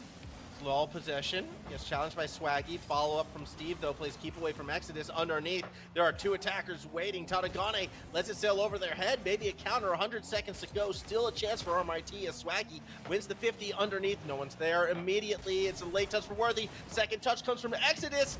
Oh, I love the placement for that equalizing goal. 100%, and to be this controlled under pressure of trying to get the comeback in this game is impressive as well. But what an angle Exodus has managed to put that into the top right corner, and we now have a tied game. So the reason why they went top right as well, because if there's any chance for a defender to come, it would be coming sweeping around the left side. It didn't happen, so it looks like it was an unnecessarily tough angle, but that was the safest place for the ball to go off that shot. Really intelligent play. The fact that they nailed it as well, because it's risky. If you miss that, you look silly. Absolutely clanged it. Tie game now, Morgie. A minute 13 to go. That it is. Tata now with plenty of time and space on this one does bang it down to Zen rather than going for the solo play. Zen still on that side wall, manages to get a nice pass off. Worthy with control here. Steve does get it past him. Exodus with full boost in the tank, looking to get it out of the way of goal right now. But Swaggy with the bang down the field. Bang through the corner, all up in the air. Tadagane puts it up, and no one's immediately following it. Says Worthy. Ooh, good shot from Worthy. Caught by Zen on the goal line. Exodus, sidewall, stays behind it, wants to go down to Swaggy, but hesitates. Now's the pass. No, Swaggy, no! Oh, that was so close. That was so close that they could have taken the lead, but just a little bit too wide. Hopefully we don't see too many more of those out of RMIT tonight. I know Swaggy would be absolutely kicking himself right now. Zen with the musty, looking for the double. That would have been beautiful. Not quite warmed up enough for that one, but they're definitely heating up a bit. It looks like we could be going to overtime unless we see the 0-second or scoop pass to Zen, who has the reset. Watch the double too! And Zen clip farming on him, gets the 0-second goal to take game 3. What a shot, the pass from Tana as well. Zen down to 0 boost after following that one off the backboard. What a shot, what a clip, and what a way to end this game in style. Oh boy. New South Wales. Yeah, they're getting the clip farm on, Margie. They're Yep. getting the clips. They're putting them together. They're piling them up. I mean, it's still a 1-goal game. Zen has been a monster, though, this series. 100% of the shots, 100% of the goals in game number 3. This is a little bit what I was afraid of for New South Wales. It's turning into the Zen show, and we're not seeing the Zen demo chaser, Zen playing KBM. We're seeing Zen taking that locked-in form from RLCS and doing some crazy stuff. You know, it really is something when you say like Tata and Steve are the support players in a game. That is an insane sentence to come out of my mouth, but that's exactly what we've just seen just then. Tata and Steve sat back that little bit, just let Zen do his thing in offense. Like you said, 100% of the shots taken were by Zen. 100% of the goals scored were by Zen. That seems to be a bit of a tactic for UNSW right now, and it's absolutely working. Shout out to Jimmy, claiming that Zen's been at uni for 10 years. It certainly does feel like that. Man staying in uni to just, you know, continue playing AEL Elite Series for as long as he can. I'd stand by it. A long-time veteran of the scene, you know, both in the professional and in the university scene, actually, has been one Zenulus. And Steve is going to pop it up. Sets up Zen. Oh. Another shot, crossbar down, not in. Good save. Worthy has been the standout player for RMIT. 100%. 100%. I mean, we've seen some really good moments out of Swaggy as well, and like you said, Exodus probably is that player we would have expected to be that star of the team. But Exodus has kind of taken the back pedal a little bit on this one. Not that he can't be that star player, but just the quality we're seeing out of Worthy and even Swaggy is spectacular today. It has been, and it makes me excited to see RMIT against some of these other teams like, you know, the UTS and the Swinburne that we saw before, because you know, some of it has to be a situation of University of New South Wales kind of forcing them to play at this higher level, but the fact that in a lot of ways they're rising to the occasion is why I see the confidence. I want to see them do that against maybe the teams that we might put a tier 1 or 2 below, and see if they can come with that same sort of form, that same sort of aggression. I mean, they're still 1 or 2 goals away from a game 5, Morgie. Like, they're still very much in this series, and that's not something I was expecting. I wasn't expecting even a game 4 right now, so RMIT should be on everyone's radar. Oh, absolutely. I feel like, you know, to be the team that took a game off UNSW in the first week is saying something. You know, whether they could do more than just the game here. They could still win the series, like you said, but that is still a feat in itself with a team that performed so well last season and now has, you know, a player like Zen on it. I'm reading what chat's been saying. Apparently Worthy's been popping off in the ranked scene, and I believe it based on the form that we've been seeing from them so far. Definitely going to be a player to keep looking out for, but at the moment it is going to be Steve. Wants to find Tadagane, instead find some midfield challenges. Here comes Steve again. Corridor, 2 attackers, middle of the field. Swaggy gets there first. Tadagane has to race back, misses, open net, and no! It's a diving save from Zen once again. Zen there to save the day after that one. That was quite impressive. Managed to keep RMIT off the board in this match so far. Steve looking for a pass, sends it to the corner. Worthy there to get that one out though. Exodus taking it down the wall. It's looking dangerous right now for RMIT. Worthy securing the goal, putting RMIT up. Just the speed on that play is what scored the goal here. Oh my goodness, Worthy just outpacing Zenulus to find it. Someone's got to sign this player. I want to see them, you know, our second splits of RLCS starting soon, Morgie. Someone's got to sign this guy. I am loving what I'm seeing from Worthy so far in this series. Still 2:20 to go. AGON behind. As it around Worthy, who will race back forward. Now trying to create some space. Over the top we go. Doesn't get the reset because Steve runs disruption. Worthy now sending it back down the other end. Zen there to collect that one though. Ball was caught back in the center. Zen looking for Tata, gets the pass over, looking for Steve. Are they going to do it? Of course they are. 3-man play from UNSW secures another goal. Oh, I mean, the power that Zen gets to throw it to Tata, who pops it up in the perfect spot, and Steve finishes the deal. I mean, beautiful play. All three members playing, you know, top-tier Rocket League in situations like that. New South Wales again reminding us, hey, we can flip that switch. Unless you bump us, good bump from Swaggy. Zen now has to play backboard, but there's no shot coming through, at least not yet. Exactly. Where are the demos gone? Where are the bumps gone? That was working so well for RIT before, and they've kind of let it lax just that little bit. Not only that, but UNSW just managing to find each other right now. I know we've spoken about it earlier on in the series, but that synergy these players have with one another is just incredible. Oh, bump attempt misses. Doesn't matter. Steve puts it in. Late lead for New South Wales, and now RMIT back officially against the wall. Minute 23 remaining, and they've got to get an equalizer. That's it. UNSW with the lead is dangerous. They don't seem to be a team to let a lead, to lose a lead once they've got it in a game. RMIT going to have to fight for this one. Swaggy taking the ball up, looking for a reset, but Zenulus going to beat him to that one there. Again, a miss off the sidewall, not managing to center it. Tata trying to get it out. Worthy trying to fight to the ball, but it's going to go back down the way of UNSW. Backboard sets up Zen. Back to Steve. Light touch around the post. 3-1 lead. Also, Dialgalex, you've been outed. We know who you are now. I'm not going to say it. You have been outed. I see you. 3-1 lead for New South Wales. And this is where I start to think, okay, it was a good run. RMIT, they're going to be on everyone's radar.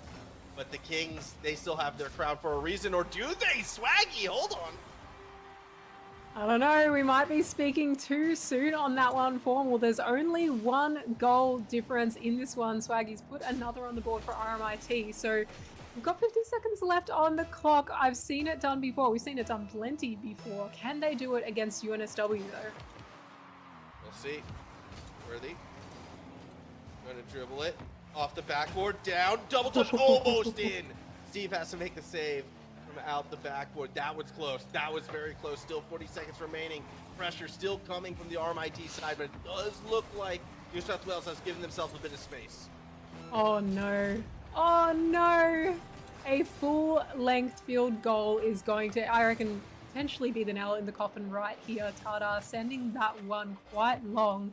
Again, RMIT, 30 seconds left. They were down by a goal. They're going to push up that little bit harder. They're going to play an aggressive 3-man push to try and throw UNSW off, to try and equalize that game. Unfortunately, it didn't work out for them just now. No, it didn't. And then again, when Exodus tries to line up a shot, AGON gets in the way. Zen puts another one on with 20 seconds remaining. 2 goals required. Unless this touch, literally that touch right there, unless that was a goal, it's not happening. So it is going to be a New South Wales victory. The Kings keep their crown, but my goodness, RMIT. This is a week 1 form. I mean, both these teams obviously can improve as things go, but I walk away knowing New South Wales was going to be good.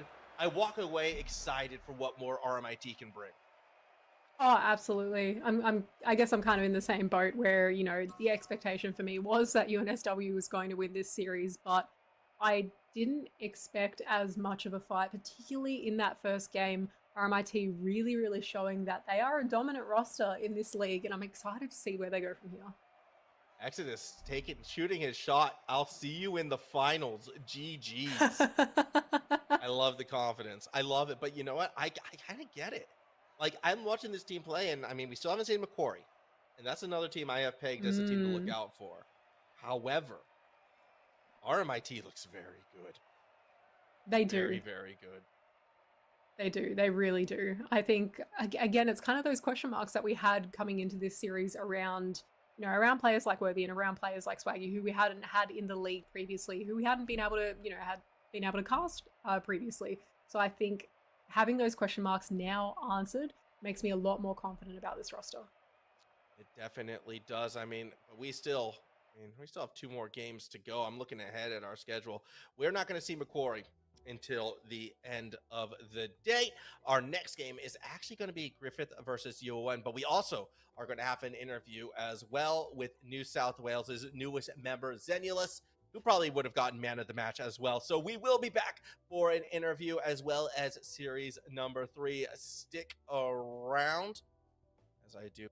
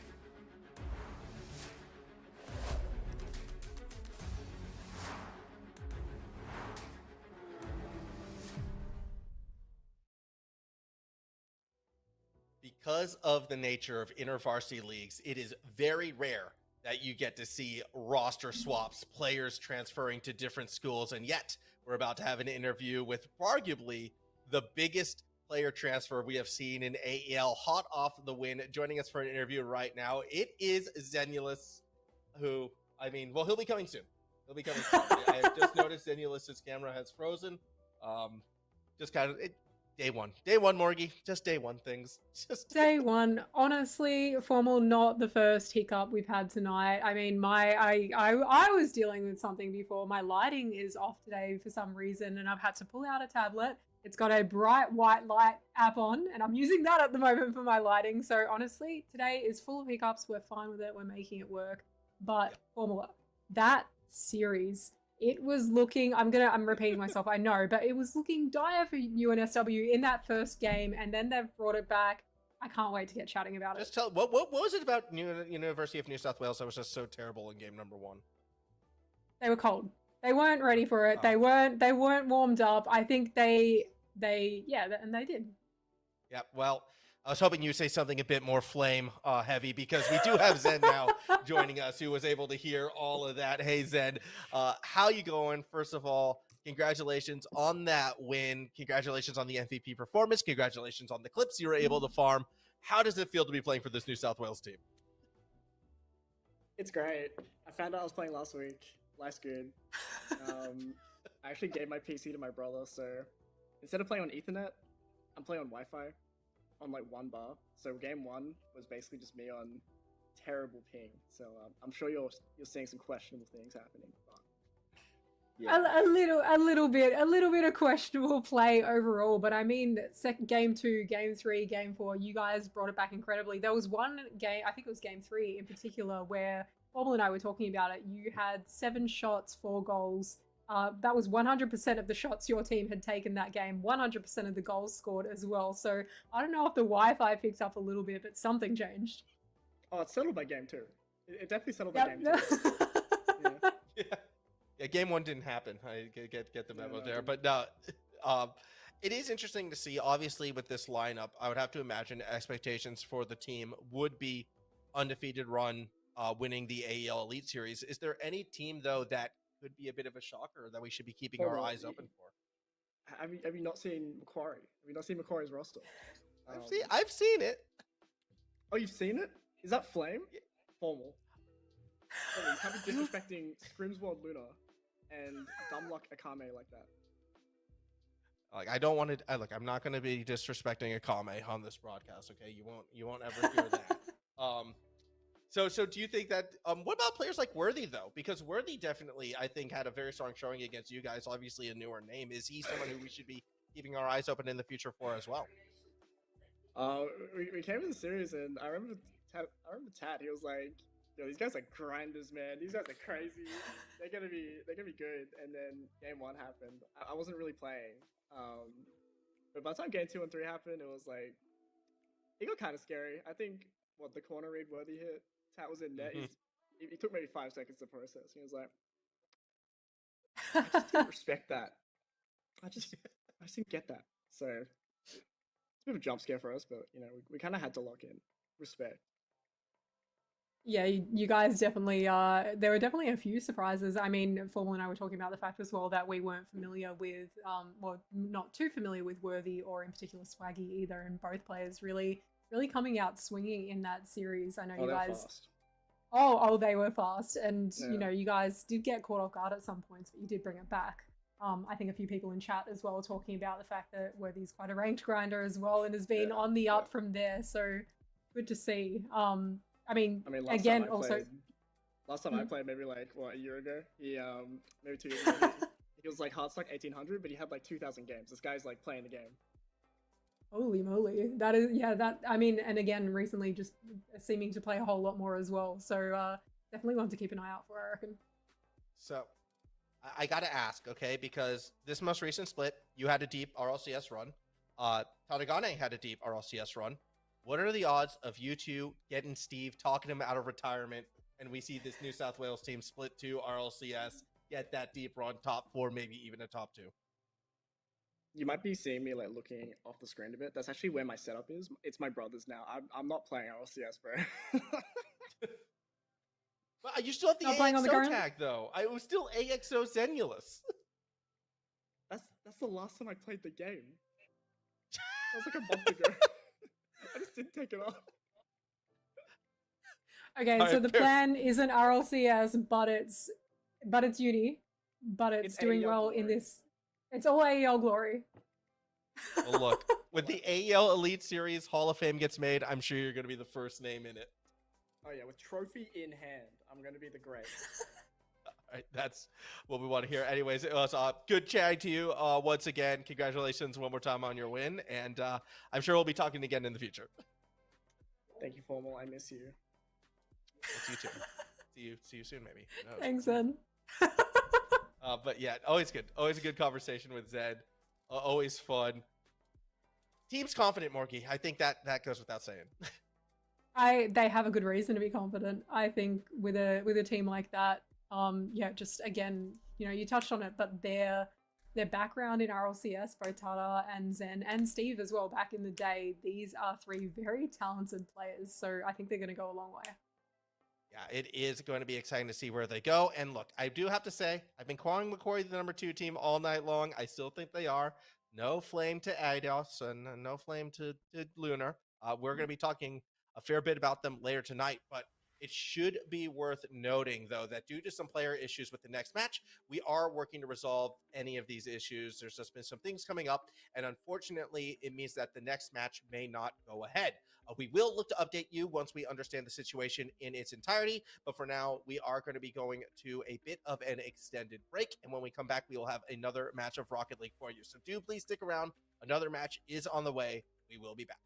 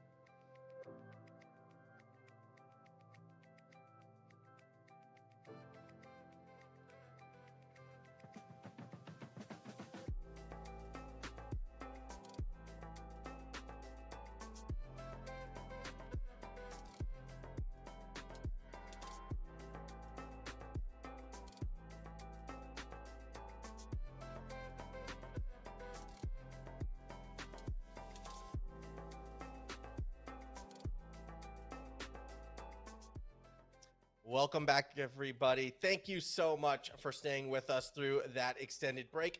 Do apologize for it, but the good news is, Marky, we do have more Rocket League coming, just in a different order than what we've expected. We're about to see Macquarie take on QUT.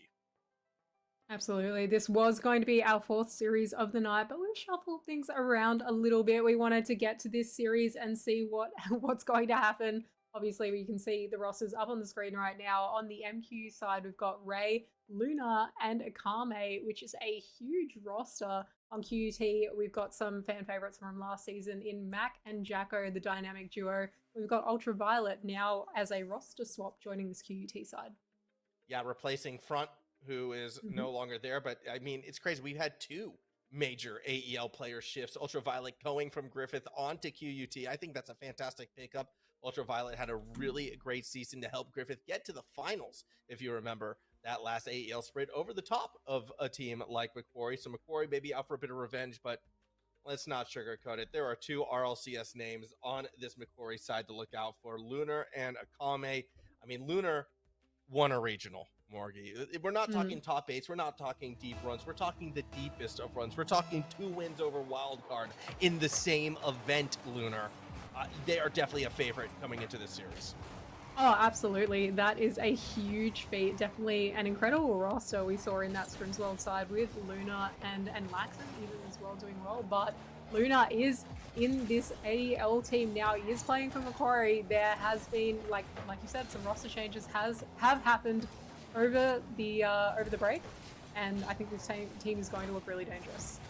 Yeah, that is definitely going to be the hope for the squad as well. Again, Akame and Ray, long-time runners in this scene as well. Akame also had some successes, but the thing about Lunar that scares me, mechanically, maybe not, the best RLCS mechanical player, but the game intelligence, the game sense always has been Lunar's strength. And in a league like the AEL Elite Series, sometimes that's all you need to really take a series over. So I'm expecting strong performances from Lunar. I'm expecting strong performances from this Macquarie side altogether. I do have them pegged as my number 2 team.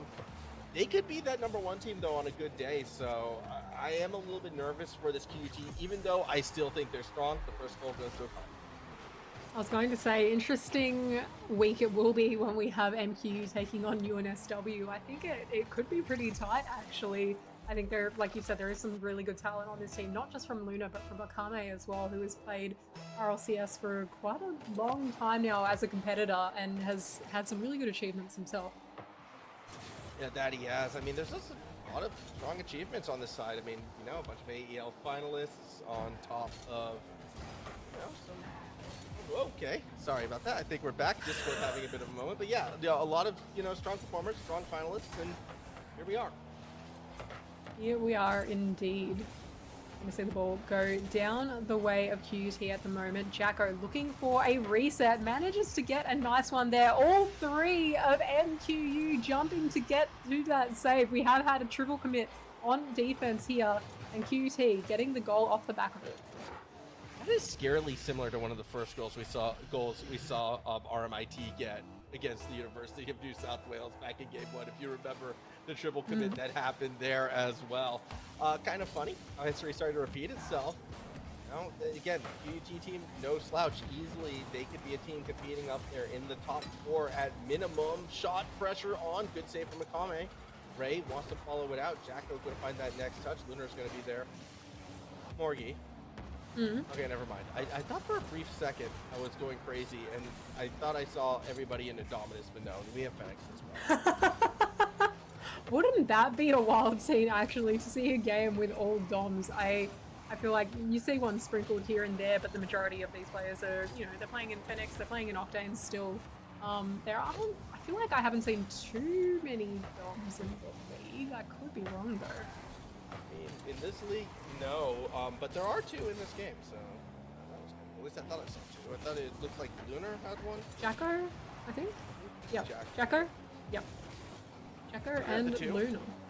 And Ray. Wait, or is it Ray, not Luna? I'm trying to see now. Oh, it might be Ray. It's Ray. It is Ray.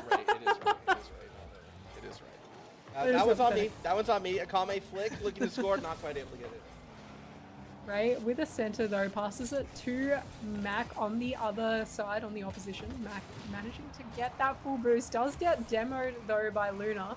Carrying the ball downfield, a beautiful reset to put this one in the corner. Gets the pass off, almost did it all himself, but teammate there not to collect that one. Yeah, as we do see dribbles happening, double commits. Ray trying to stay behind the ball, but it's Ultraviolet underneath who gets demoed. Mac cross, Ray there, second touch from Mac, shot not in. Jacko still chasing into the ball.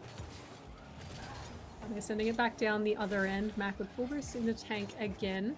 It's something I've noticed QT with last season and starting to see them again this season is really good boost management. I think that can make or break a team, but coming up against a side like MQ, you've got to have good boost management. You've got to be able to jump to the ball as quickly as you can when they take some of the shots that they do.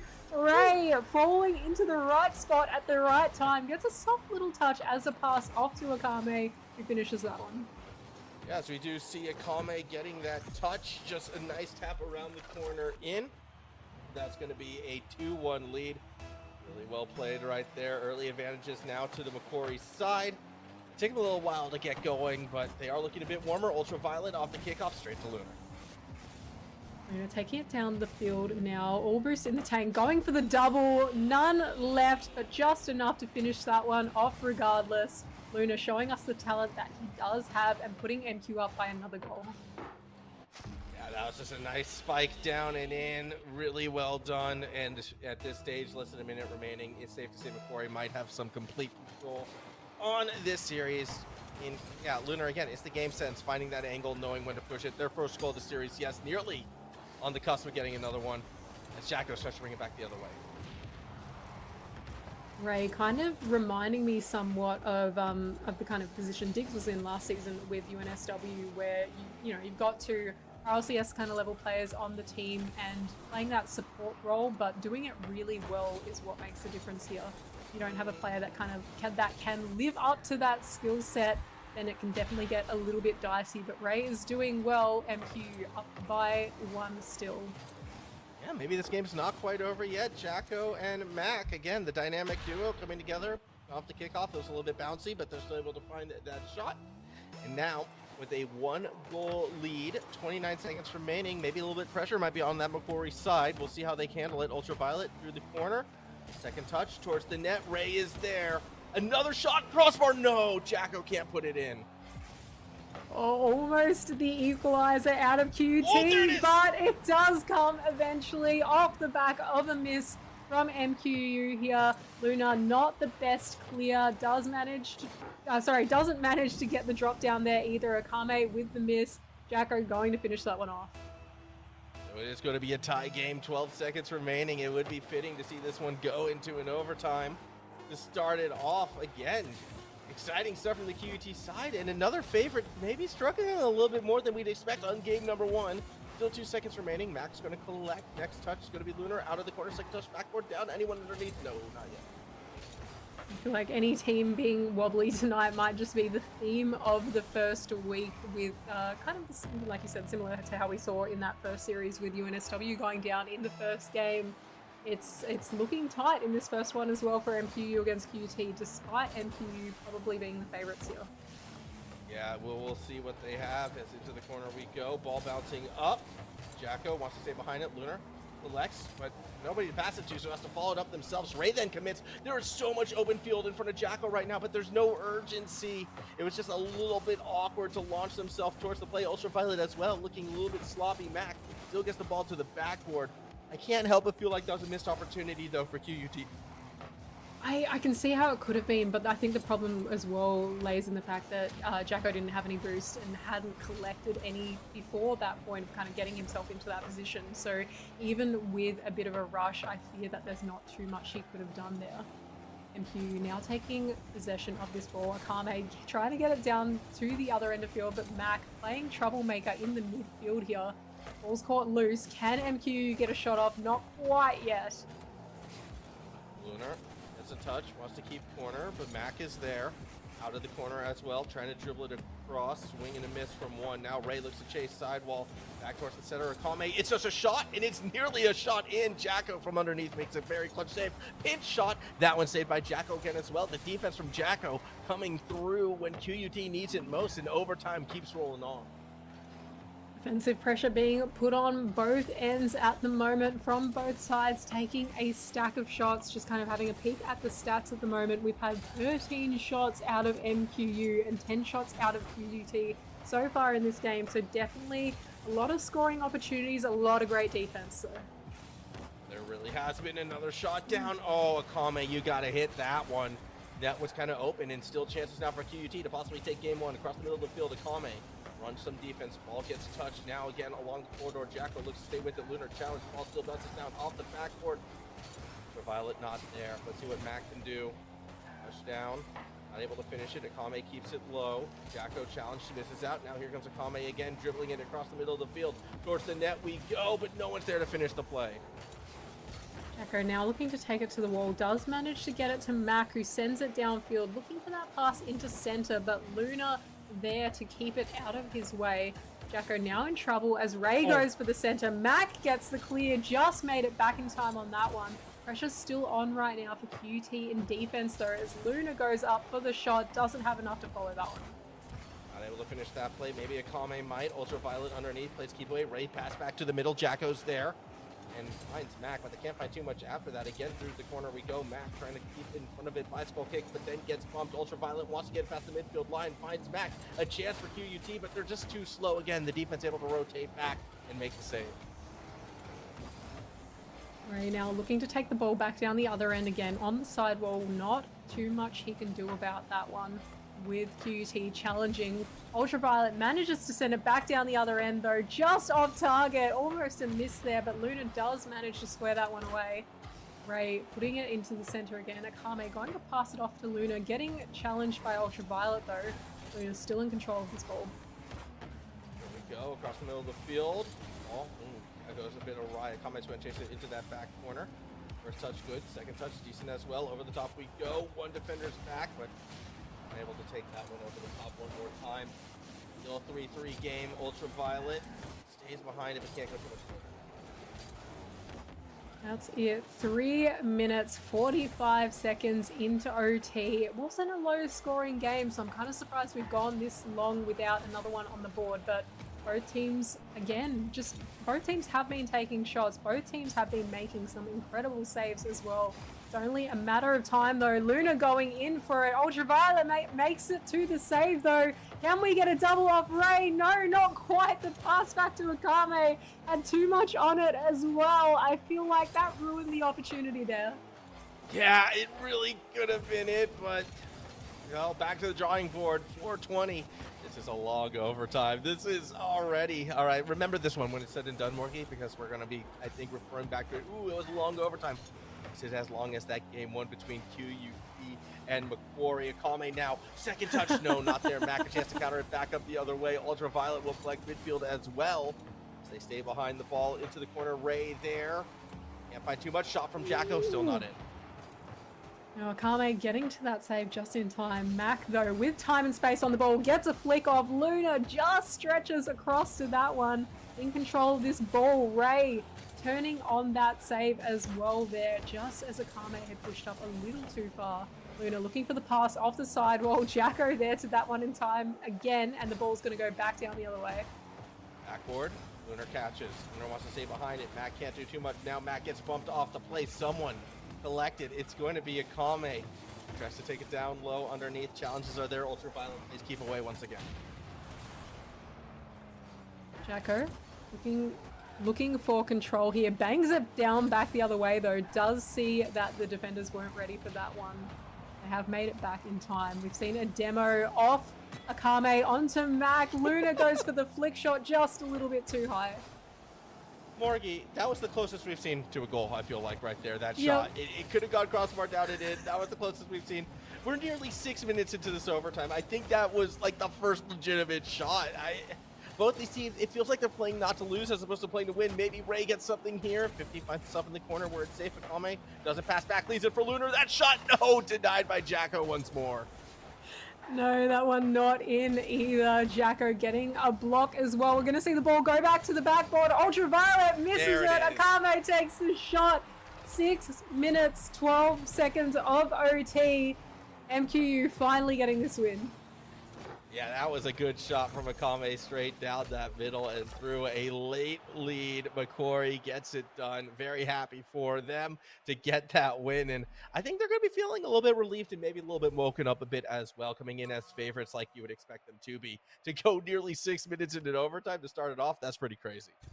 Oh, absolutely. And I think they knew they were favorites coming into this. So maybe MQU came into it a little bit too relaxed. Maybe weren't thinking they would be as phased and bothered by QUT, but nonetheless QUT have proven themselves in that first game. A mistake at the very end right there from Ultraviolet did lead to the OT goal. It wasn't a spectacular goal, it wasn't anything special, so I think that honestly we could see more of how that went in this next game. Oh, let's do it. More 6-7 minute overtimes. Can we top it? Can we go 8 minutes? That was don't jinx it. a funny way to start off this series for sure. But obviously we still have more games to come. Game number 2 about to kick off. Macquarie may have taken that first game, and well, they still are in control of this series, but QUT definitely bringing the fight, which I like to see. The defense from QUT, yes, they gave up the goal because of an overextension, but for the most part, it was fantastic during that overtime, and we'll see what they can bring here.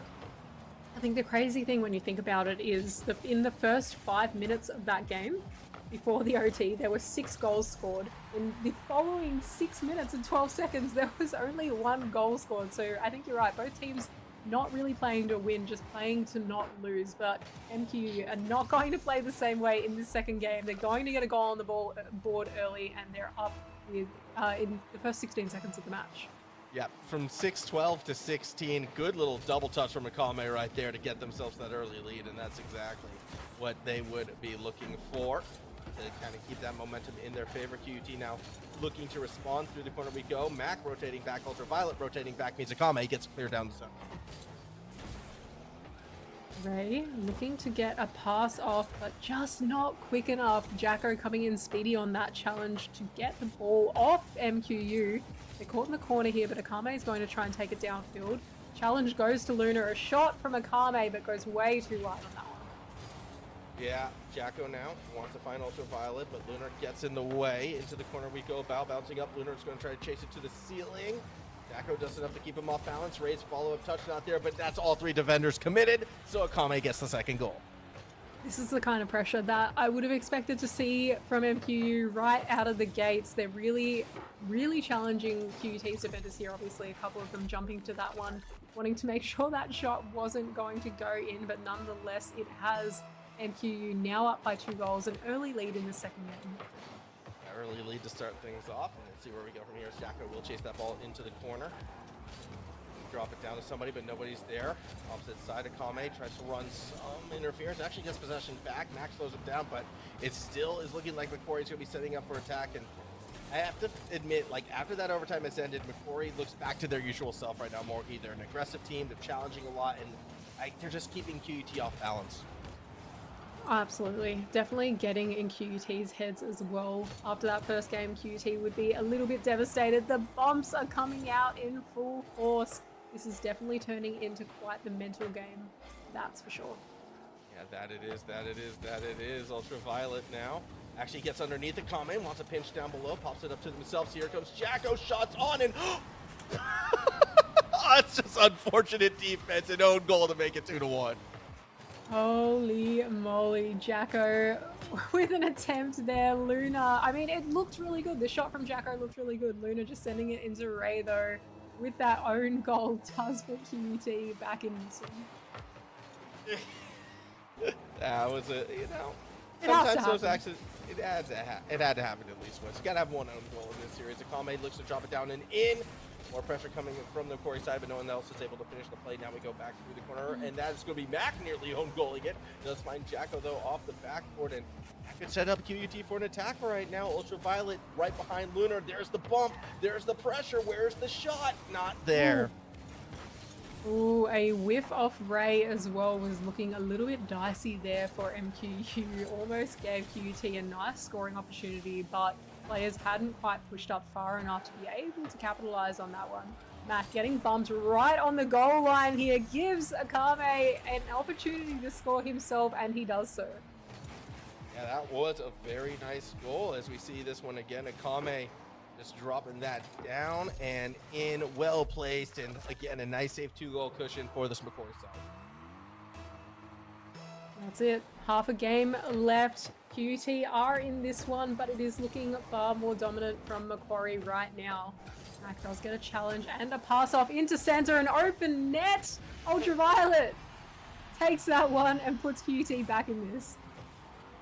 Yeah, that is a, well, awkward play, I think, from Macquarie. Nobody around the ball, let alone the net, let alone anything. It was just a weird double commit to that side, and fair enough, going to be taken advantage of. QUT will take what they are given, and now it's only a 1-goal game. Exactly. We may still have another overtime yet. We will see. Ultraviolet with possession of the ball. Akame there to collect that one in the midfield, though, just kind of floating. He's trying to kind of keep it to himself. A shot from Luna. Jacko does manage to get to the save. We're going to see another attempt off Ray, but not enough power on that one. Back racing back as well off the backboard. Whoa, weird double commit. Oh no, it's a swing and a miss. Open net, and that's going to be the 4th goal for Macquarie. Technically a pass off Luna here as well. Great car control on that. Akame comes in for that steal as well. Macquarie up by 1. Up by 2. Yeah, that is a good situation to be in. A 2-goal lead now. Violet gets that kickoff. Ooh, doesn't get the next touch though. Here comes Akame. Towards the wall, but not able to follow up too much more after that. Lunar side, second touch. Corner again. Lunar looking to finish the play, but no goal. Not yet, at least. Ultraviolet back touch. Back to Jacko, and now back towards the net. Ultraviolet hesitates on the touch, and that works out in their favor, but with the minute 20 remaining, they need to find a way to flip the map. Absolutely. No, definitely needing to increase the pressure a lot more now, QUT. But MQ just in control of this game for the moment. Jacko taking this one to the side wall. MQ just in a great position here. Great rotation coming out of this roster right now. And obviously with some very talented players, they know what they're doing when it comes to rotations. Arme taking the ball off the sidewall. No boost in the tank. A little bit awkward on that one. And Jacko takes it back down the other way. Is it back down, but not into the net, right? Looks to control things in the corner. Lunar, though, will take possession, and over the middle we go. Looking to connect to Akame, not there. Jacko, it's on the shot, but Ray will collect on that side. Still 37 seconds remaining, and it does feel, with each passing second, yeah, Macquarie should hold on to this, you would think, unless, wait, a chance for a breakaway. Lead blocker, where's the pass back? Nope, they're looking for the shot. The block missed twice, Morgie, and so, too, goes the chances of QUT. Yeah, not looking like they're going to bring it back in this one. 15 seconds left on the board. It would take a miracle for QT to stay in this game here and take its OT. Kame off the roof, can't get the shot on target. This game is going to go the way of MQ, and we're going to go into the next one with them. Sorry, we're going to go into match point with them up 2-0 in this series. Well, we'll see how we go, Ray. Awkward flip, not quite in. Here we go towards the backboard. It's off of it. See who will collect. It's going to be Max, shot on but not in. Macquarie's going to take that game number 2. Second in the series. They're now up 2-0 after the 4-2 win. That's it. Definitely a lot more dominant that game than they were in the first game. Although I will say that, you know, we did see some goals out of QT as well. So it wasn't a complete slam dunk from MQ, but they looked a lot better that game than the first game. Obviously having a 6-minute OT. We've seen 6 shots out of Akame, 2 out of Ray, 4 out of Luna as well. 12 shots total compared to QT's 9. So definitely a little bit more offensive pressure out of the MQ side right now.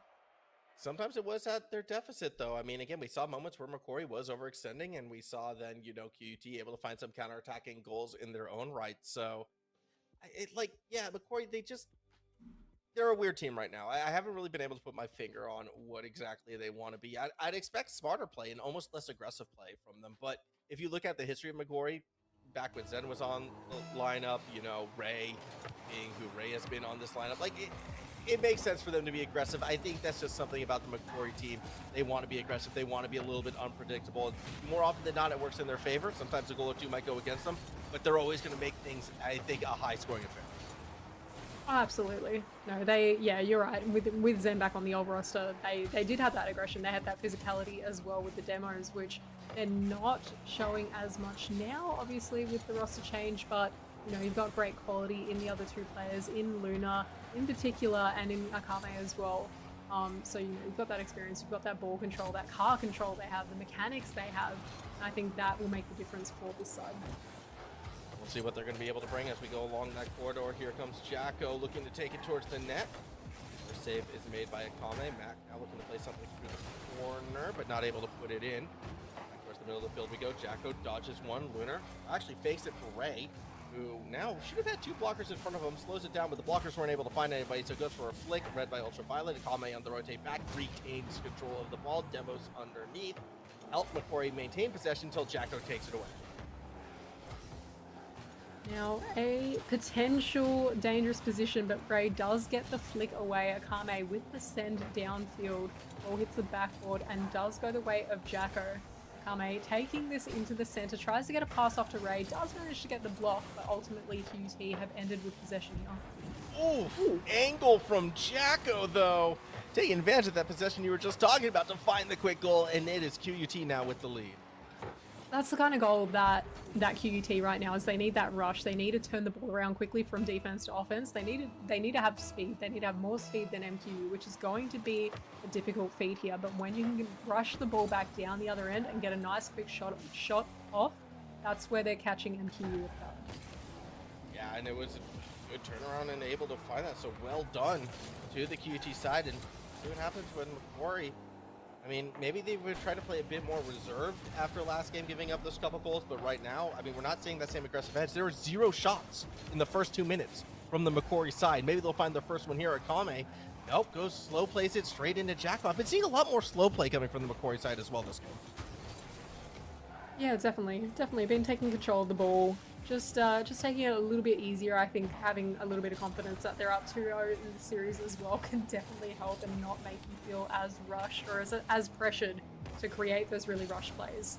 But that is not going to be the case for QUT, who are going to put that pressure on as much as they can. They don't want to lose.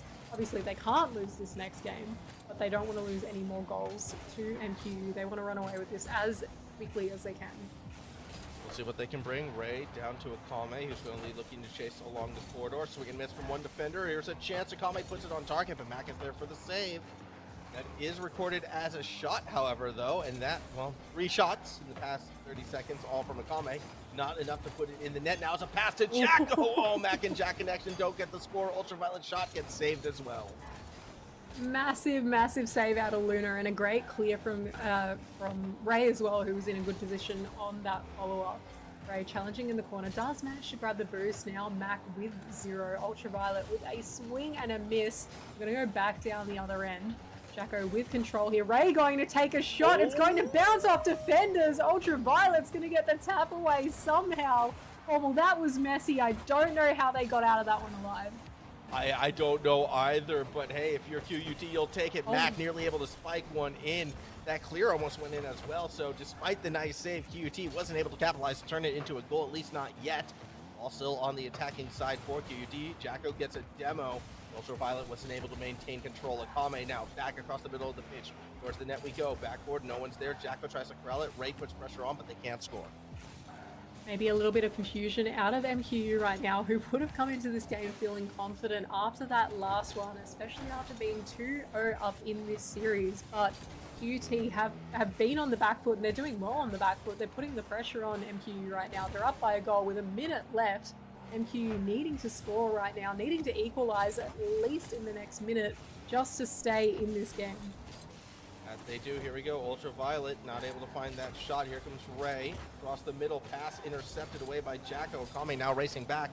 Yeah, 40 seconds remaining, and just outside of a couple touches from Akame, nothing really has been on target yet. McQuarrie, they might be letting this game 3 slip away. No sweep for them. Ray gonna have to try to force something, but they're going the wrong direction. Needing to get this one out quickly, that's for sure. Akame is going to manage to do that. Goes for the 50. Luna jumps in time as well. A massive send of the ball. Ray's going to put that one on the backboard. Akame looking for the shot, puts it in the corner. Someone needs to do something right now. Akame passes up to Luna. Jacko on the backboard for that save though. It's looking like this ball is going to drop unless someone can take a shot now. No, QUT putting it down. They're going to win this game. That's a big win for QUT right there. They stay alive in this series as the reverse sweep on. I mean, I would say so if they can hold that Macquarie offense back. It was 6 shots in the end, yes, but I don't know, just nothing ever felt threatening from them. And I know score, not the best, thing to go off of, but Lunar and Ray just had no impact that game. Yeah, definitely a lot quieter. It was the Akame show that game, that's for sure. Luna, I mean, a couple of game making plays there, particularly in that save as well. QT could have been up by an extra goal if it wasn't for Luna's kind of backflip save in the last couple of minutes of that game there, but definitely a lot quieter, not what I would be expecting out of this roster. Yeah, no, I wouldn't be expecting that either. Still, we'll see what they can bring. 5 minutes on the clock, a big game for QUT. Trying to pull off a reverse sweep against one of our tournament favorites. We'll see if they're going to be able to bring it. Most defense looks pretty good right now. Akame that's Mac trying to make space around Akame. Can't quite do it, not this time. Lunar now back towards the net, trying to go over the top. Second touch is not there. There's a demo, but there's no one finishing the play. Everyone kind of driving around the ball at the moment. Jacko now with full boost, sitting on that wall, does manage to catch it. Luna with the challenge though, the ball pings back down the other end. Seeing a lot of pressure from MQU, definitely looking to get some bumps, some demos, and throw QUT out of position. Aggressive play is picking up a lot more, but we're going to go back down the other way. I think this is looking like it'll be a tight game for them. Yeah, it definitely could be. Akame's shot, not in. Double defensive dive for the save. As we now see another touch from Lunar, this time it will go through. The placement just 2 on point despite the heroic effort. It's going to be a 1-0 lead. Ultraviolet and I think it was, Mac got demoed. Ultraviolet and Jacko both cutting across opposite sides of the net, trying to make it to that one, but just not enough to get past Luna there. MQ up by a goal early on in this game. Can they hold it though? I mean, they definitely feel like the type of team that, with that lead, maybe now they can sit back and be a bit more passive, but Corey's known for its aggression. I don't think that's going to be, in their DNA. I expect to see more shots, more pressure, and we're already seeing more bumps, and maybe a little bit to their detriment because Jacko's going to find the clear. Through the corner we go. Lunar will get there first. Jacko trying to have the read, but with no boost, can only find 1 touch. It does cause Lunar to jump, yet a commit from Ultraviolet. Anything a little bit off balance on the backside. Time continues to whittle away as Akame gets the goal. What I love to see out of this MQ side right now, Formal, is, when it comes to the bumps and the physical play, it's not just happening when there's a goal about to be scored. It's not just happening, in offense or in defense. It's happening in the midfield as well. They just seem to be doing as much as they can to really get in the heads of QUT and to throw them out of position. Not just first man taking a shot on net, but second man as well. It's definitely putting a lot of pressure on QUT. It's making them making them have to check their backs more often than they usually would. That touch from Jacko was a little bit magical right there, forcing the bad defensive touch because the placement, the pinch was about as perfect as it could be. I guess Jacko gets the credit, but what a crazy pinch that was. What a goal. I feel like we've seen it all tonight, Formal. We've seen some strange goals tonight. I think that's the strangest one. I think that one might take the cake. Inch off Lunar into, I believe that was a Akame, and into the net. And now Ultraviolet nearly takes the lead. Oh, that was so close. Ultraviolet again would probably be kicking himself after that one. Had a great opportunity there, just wasn't in the right position to capitalize on it. Mac gonna send it back down the other way. Looking for Jacko. Third man has pushed up too far. Luna's got all the opportunity here. Not the right angle to send it to goal though. Sends it to the corner and gives the QUT enough time to get back. Let's see what they can bring. QUT still very much in this series. Here we go. Lunar across. Ultraviolet gets the touch down the middle. Another near own goal. It's Jacko!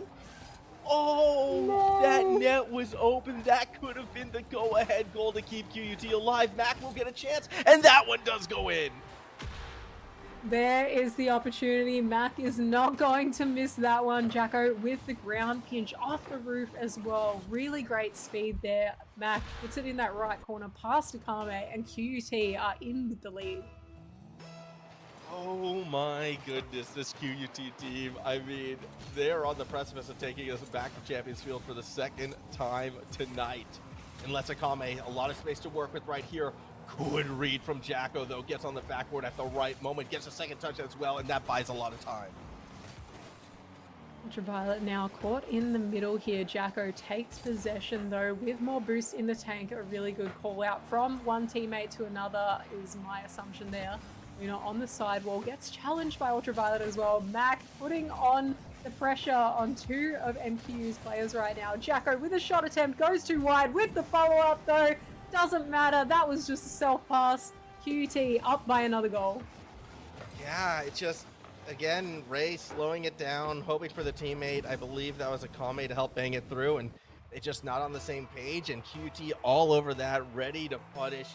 3-1 lead. Still a minute and 10 seconds remaining, but realistically, Macquarie needs to score these goals now, and Morgie, we're going to be going to Champions Field. I feel it. I feel another trip to Champions Field. I feel the reverse sweep potentially coming on. Again, Macquarie, one of our favorites, they're letting this one slip away. Yeah, they're definitely letting it slip away, and it's just such a surprise. And I feel like it's just interesting seeing how the dynamic plays out when you've got players on the field like you know, we were talking about it earlier, like Luna, who has just recently come away with a victory in RLCS in an open. Akame as well, like we said, a very, very experienced player. Ray's been on this roster for quite a while, and they're just being really put to the test by QUT. Yeah, and it's been the QUT speed, the sort of hyper-aggressive touches. Like, they're almost playing what Macquarie's game was right back at them, and now, I mean, now we're just, you know, in the Game 5 waiting room. Now they're just showing off. Now they're winning kickoffs as well, and just wanting to put the icing on the cake there. Look, I'd say this is it. It's 5-1, but knowing our luck, this is not going to be 5-1. They're going to get another goal or two before this game ends. I thought I predicted it perfectly just then. That was Luna spooky. back in time. Camera didn't show Lunar there. That was a little worrying, but no, Lunar was back for the save. So, fortunately, no more goal replays, or maybe there will be another. Who knows? 17 seconds left, and you know Macquarie, they're going to look for that goal. Akame shot cross, not really on target. Jacko will collect. 10 seconds to go, and we'll have a chance for the upset, a chance for the reverse sweep. QUT keeping their hopes alive with a very, very dominant Game 4 win. Absolutely. Even, you know, it's good to see though that MQ, you know, they were right till the end of the game, they're still trying to put another goal on the board just to get that momentum going into the next game. But props to QUT for that game. Jacko in particular, I feel like was playing extremely well. You know, there were a couple of whiffs out of both Jacko and Ultraviolet. I think Mac seemed to be that more consistent player with touches in that game, but you know, props to Mac for 2 goals, Jacko with 3 on the board. This is looking like a really solid roster this series. Yeah, it really is, and this is kind of why, you know, when I look at Mac and Jack and like the history they have together and the synergy they've had, okay, admittedly, game 1 and 2, that wasn't really looking that good, but now they've come back together. Ultraviolet can really only be seen as an improvement based on their performance on Griffith last semester. QUT rising to the occasion, taking it to one of our favorites in this event. They are now 1 game away from our first reverse sweep of the Elite Series in 2025. It's all up to Macquarie to try to bring it back. Lunar, though, first wheel breakaway chance, finds the second touch, but Mac is there. Beautiful mechanics, though. Very, very close on that one from Luna. I wouldn't expect any less right now. Jacko with an awkward save. That's going to be an own goal. Luna just putting the pressure on enough with this shot here. It didn't even seem like it had that much power on it. Jacko just awkward, putting that one in the net for MQU. I mean, that was panic, right? That was pure panic, thinking I got to hit this ball away from the net as fast as possible, and just kind of doubted in their own goal. Like, if that was on the attacking side, we'd be like singing all the praises for Jacko for finding that angle. A little bit unlucky at the same time as well to kind of hit that one. Absolutely. Ray taking it back down the other end, but Mac in the midfield here, trying to play trouble for this roster. We're going to see Mac take it back down the other end, gets the pass off to Jacko, but can't get the shot in time. Not going to find it in time. Ray now is going to play back corner, looking for another touch, but not going to get it, at least not straight away. Lunar over the top. As they continue to go all the way down to that opposite side. Pass across, not there. Caught by Ultraviolet. Ball falls down. Mac wants to create some space. Can't find too much more other than a couple initial touches. Ultraviolet now is trying to get it down to Jacko. Lunar gets in the way. A second goal would be massive for the Macquarie side, but they're unable to find it yet. Kame looking for a shot on Ultraviolet, just there for that save though. Jacko getting the bang away. Doesn't matter. Kame's going to take a shot, but it's going to go too wide. QT saved on that one. Two big saves, and now we go to that opposite end as well. Through the corner we go. Ray trying to stay behind it. Ball being pushed more towards the middle. Lunar's touch across to Akame, and oh, two defenders are there. I mean, I think UT realizes what we all kind of realize. The second goal will probably be enough for Macquarie to ice it. Lunar shot caught by Mac. Here comes Ray looking for the tough angle. Ultraviolet stays on the post. Oh, it's dangerous, but there's no immediate follow-up. Awkward pass back to Lunar over the top. Akame backboard down to Lunar. It's beautiful, Morgie, and it's the 2-goal lead. What a play. 1-2, 1-2. Watch this from Akame to Luna, back to Akame in the top corner of that backboard, back to Luna again. That is one way to throw somebody's defense out of whack. Just passing back and forth rather than taking a shot. That patience is what made a huge difference there. Yeah, and that patience could be the series winning goal as well. 3 minutes left on the clock. You'd have to imagine that's going to be enough to put this one away. Off the backboard we go. Akame is there, down, looking for Lunar. A third goal, not quite. It goes to the corner. Shot not on. Looking for another pass back and forth, when maybe that was probably the time to take a shot on. But nonetheless, I think I really like the synergy with this roster. Akame and Luna playing so well together. Ray, again, that kind of third man, managing to keep up really well with these two players and just doing some damage as a whole as this roster. Oh, awkward. Cars flying everywhere. No one able really to corral it. Here comes Mac back up the other way. Back across the middle. Lunar will intercept it. Still 2:13 to go. Lunar looking back for Ray. They don't connect. And Mac was facing the wrong way. I mean, I don't know why you'd be facing towards the opponent's goal, but had they been, it would have been a 2-1 game. 2 minutes on the clock now. MQU up by 2 goals and just wanting to hang on to this lead. They are not relenting right now. They are not parking the bus. They're not sitting back. They're still putting on the pressure. Kame with a great save there. Going to look to send it back upfield. Ultraviolet meeting him in the middle though with that block. Jacko up in the air. Can he beat Ray? Yes, he can, but it's going to go loose. Mac does manage to beat Luna to that one, but a little bit too awkward to do anything with it. Minute and a half remaining, and the attack will fizzle once again. Ray, though, actually has their clear intercepted by Lunar. Fair enough. Ultraviolet's not able to take advantage of the situation, and now will be another shot on down post. Where is Lunar? Not there yet. Lunar puts one towards Mac, who will collect. A minute 15 to go. And as time keeps ticking down, I have to admit, it's interesting. Only 3 shots on the board from QUT. That's it. MQ keeping them out of their half right now. Ray taking the ball to the wall again. Luna, oh, not quite. Bit of a swing and a miss there from Akame. Jacko with a shot attempt. Ray there though to get that one out. I guess it out. 50 seconds remaining. It's going to be Mac corner. Not quite in. Shot from Lunar again. Not where it needs to be. Jacko going opposite side. Corner touch. Ray down. Akame has a peek, but isn't able to score. There's a demo. Mac on Lunar. Ball's going towards the blue side net. Good spawn for Lunar, though. Will get in the way of any QUT push. Ooh, maybe a shot here. It does go in. Luna with the long shot from his half here. Akame, a pass down. I mean, technically, didn't look like it was going to be a pass down, but nonetheless does fall into Luna's lap, who sends it long. MQU up by 3 goals. Less than 30 seconds left. This is looking like GG's. That is looking very much like GG. A 3-0 victory for what could be a 3-2 series. Jacko, oh, he gave up on the play, but Mac's still going to find it. Hold on. That's 1 kickoff goal, Morgie. 2 more? I mean, they did it last game. Did. I wouldn't be surprised if we see it again. Maybe the kickoff tactics start to come out here and we see, you know, maybe a bit of a varied kickoff. Are we going to see a fake? Give it a couple of seconds. Yeah, we will. Okay, Ooh. hang on. Yeah, that was Hang a on a very sec. unusual kickoff, but it leads to a Jacko shot. Akame, though, was back for the save, and that clear should do it. 10 seconds ago, 2 goals required, unless we see something crazy from Mac right here, who nearly got that next touch they required. Ultraviolet shot, though, will be collected, and that will do it. Macquarie will take the series in 5 with the 3-1 victory on Champions Field.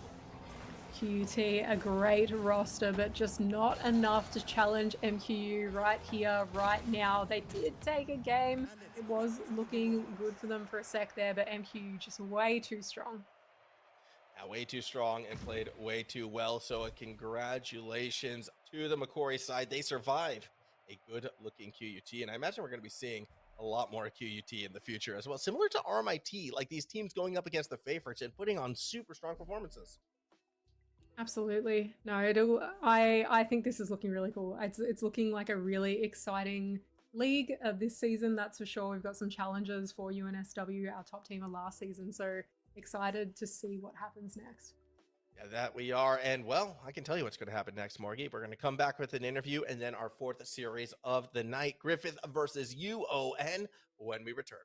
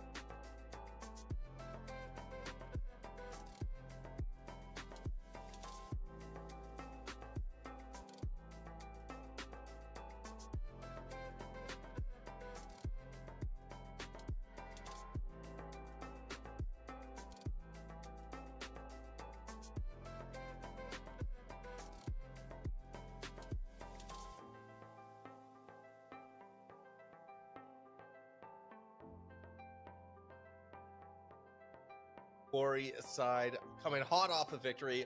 Well done, Ray. Congratulations. How do you feel? Thank you very much, Max. Feel amazing. What a series that was. Honestly, close series. Brought it to 5. Just had to test some playstyles out, but you know, it was a good series overall. Good series overall. Got the dub in the end. It was looking a little bit tight there for a minute, but you guys definitely came out the more dominant team. Have you had much practice time together, obviously, with this newer roster? Look, to be honest, that was our first game together, and that was our practice. You know, we had to try the different playstyles out. The first 2 games, you know, bit of a breeze. Had to try some different stuff out. Didn't work. finally found the winning formula at the end.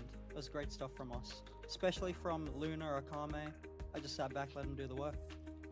Yeah, I have to imagine, because you're playing with two players. Obviously, Lunar coming off of the RLCS regional win, Akame as well, kind of been someone out there with the grind who has a lot of that experience.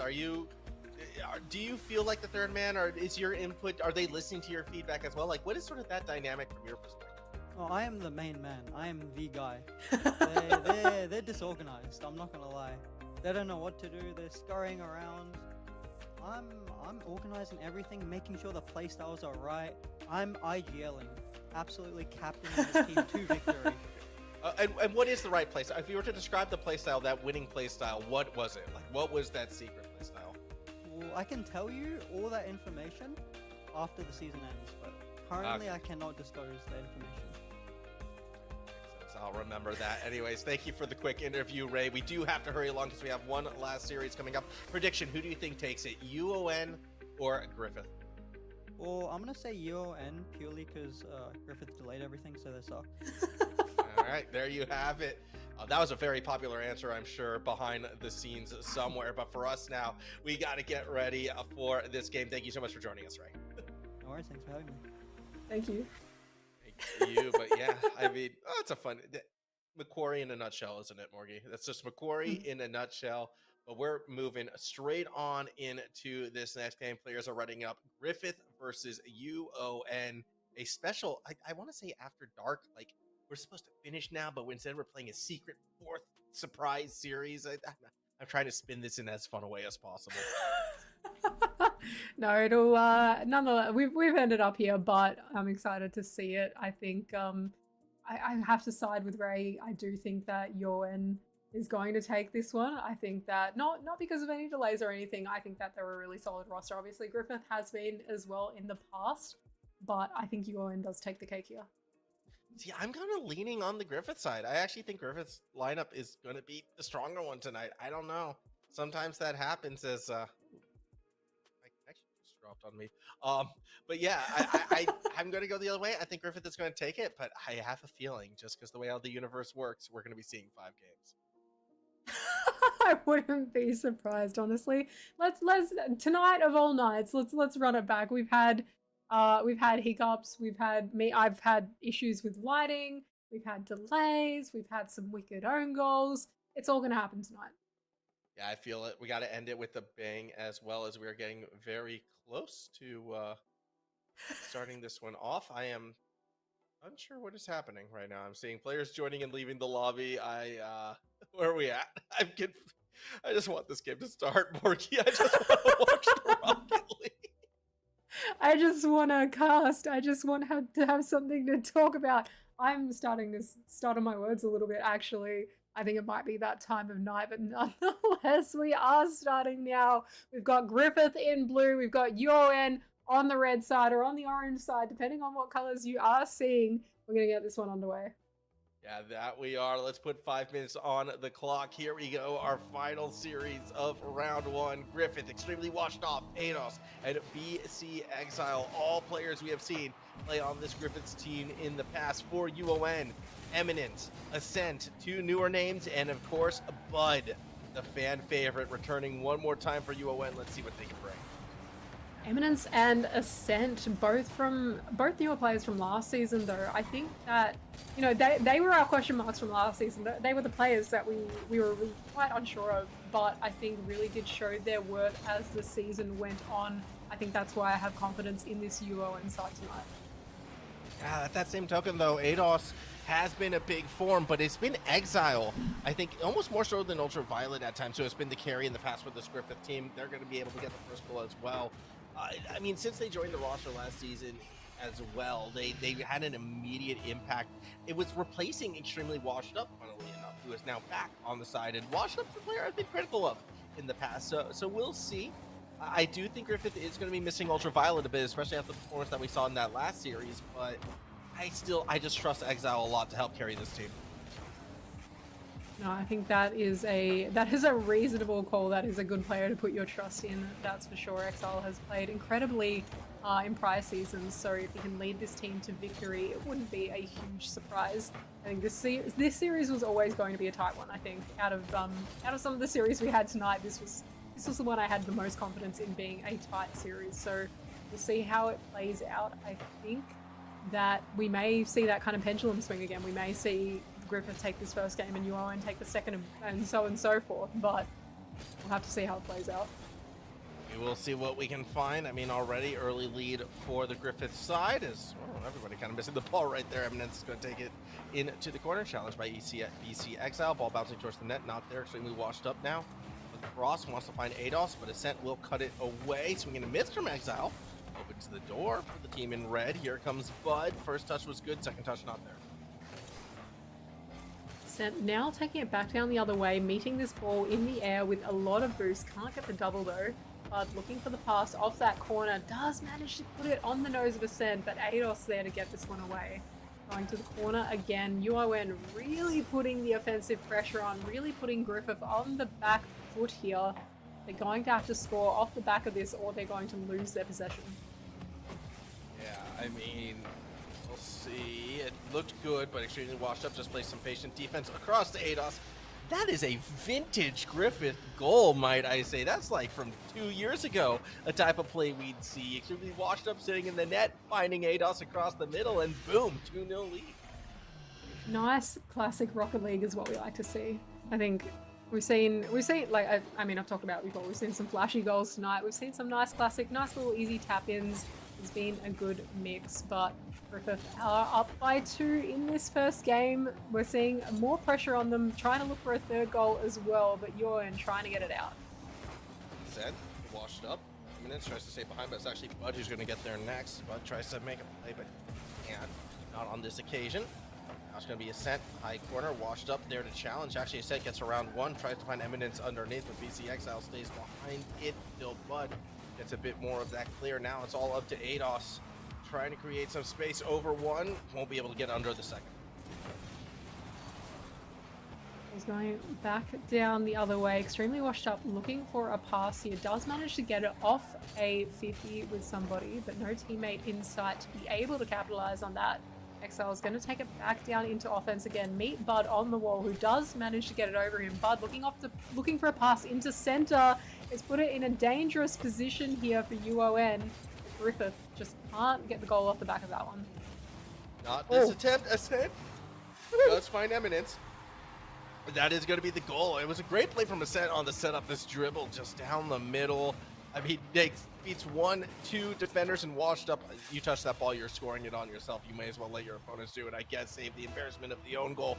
2-1 lead now. Back in striking distance. Hold on, UON. It's not done yet. No, definitely not. A 1-goal lead is nothing to hang on to in Rocket League. It can be lost in a matter of seconds. Even 2 goals can be a little bit dicey sometimes. You want to be comfortable with a nice 3-goal lead is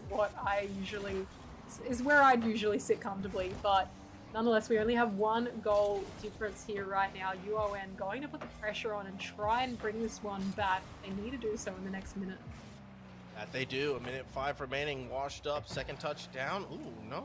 Quick call. ADOS was a bit too far back to take advantage of that pass.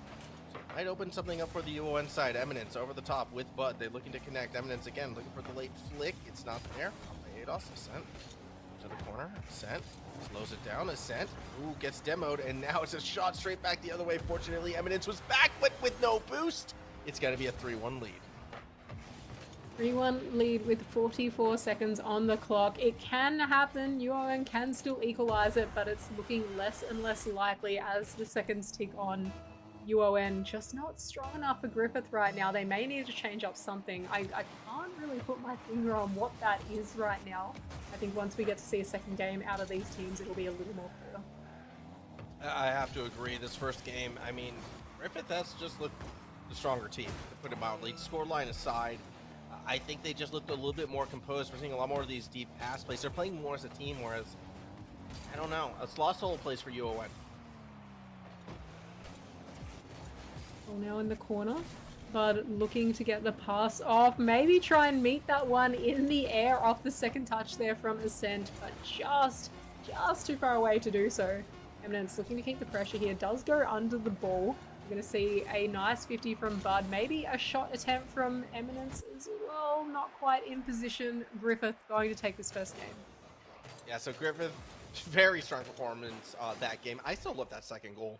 I mean, again, going back, extremely washed up, always has been a very defensive-minded player. And at the time, you know, it was ADOS who was kind of that carrying force. So to see the throwback of the goal touch across the middle of the field, ADOS there turning into a strike, that's just classic Griffith Rocket League. And yeah, they helped turn that into, that kind of became the go-ahead goal in this game. That's going to be them on top right now, extremely washed up. I am not used to seeing this player leading the score count, getting the MVP award, so it's good to see them in form.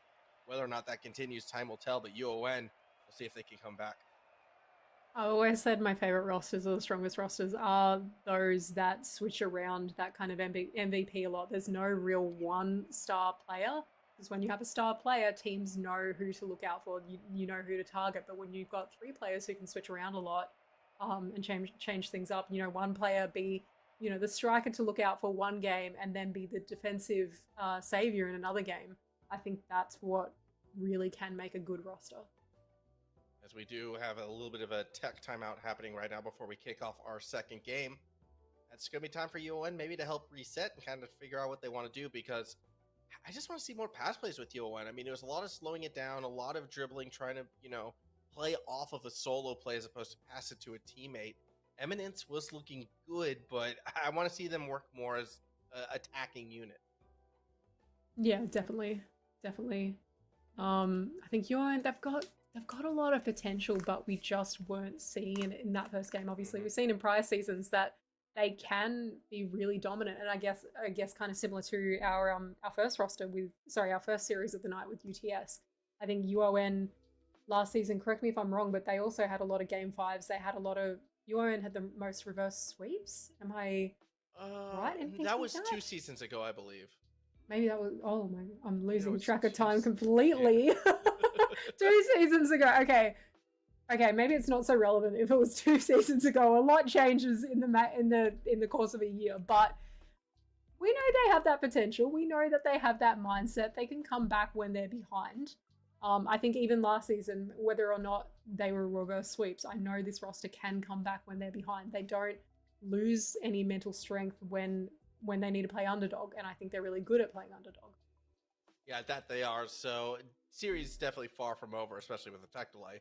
But when we get back in this one, I mean, we have reason to believe that we could be seeing something maybe a little bit special come from the UON side. Hopefully it won't be too long before we get ourselves back into this match. But looking at Griffith, I mean, it was a very, very strong start for them. Yeah, definitely. No, they had a couple of great goals there. A really dominant first game as well, which is what they're going to want coming into this series. Obviously, Griffith have been a strong team in the past. You know, we spoke about it before, but we've had a lot of roster swaps this season in quite a number of teams. So whether they can keep up with those roster swaps, whether they can challenge UNSW a little bit better this season, whether they can challenge, you know, Macquarie, who is, I would side with you in saying that that's probably my second pick in this league as well. I think that's going to be their challenge. Yeah, it will be. I mean, it is going to be a very interesting season. I'm having a look now while we have a bit of time at like the schedule. We're going into next week as well. UON from this, they get Macquarie in the next round, which is going to be a tough matchup no matter which way you look at it. Meanwhile, for this Griffith side, they get RMIT. So, I mean, I don't know. If Griffith gets a good start here, RMIT looks strong, but they still did lose. So if you're Griffith, you're thinking, hold on, we could be starting off this season 2-0. That's a really good place to be. So hopefully we'll be able to see what they can bring. Definitely. No, we've got some good teams this season, and you know, don't discount the likes of Swinburne as well. You know, in that first series, Worthy and Swaggy as well, two kind of newer players to the league. We've got a lot of strong players this season. We've got a lot of strong rosters with the change-ups as well. I think the exciting thing for me, and maybe I'm a little bit more excited about this just because last season was my first regular season of casting Uni League. Prior to that, I'd subbed in a little bit here and there, so I couldn't quite get an idea of where the differences laid and what happened with the roster swaps. But this season, I'm actually seeing it play out in real time, and I'm seeing the effects these roster swaps are having on the rosters as well, which is just making it all the more exciting for me. Yeah, I mean, roster swaps have never really been a thing in Uni Leagues, though, until this season, which is kind of cool. Oh, It's a fun little twist. I mean, yeah, no, in the past, players will graduate, right? But how often do people switch universities? Like, it's a rare thing. And, I mean, my goodness, it's kind of crazy to see how this has played out. I mean, I even am hearing, Kazi would have been on UCID had they gotten a team together. And we all remember Super Sub Kazi and the impact he would have on games. That would have been like a third roster swap, which would have been crazy. Yeah, definitely. I think Kazi was a really good player from the UNSW. Obviously, we didn't see too much of Kazi technically as the sub of the team.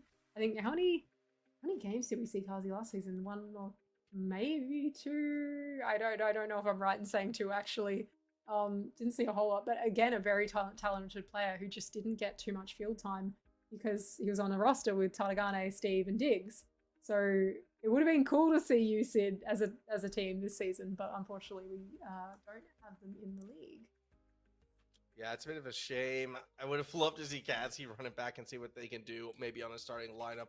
As a sub, they were always that kind of element on Chaos, but we'll see where they go from here.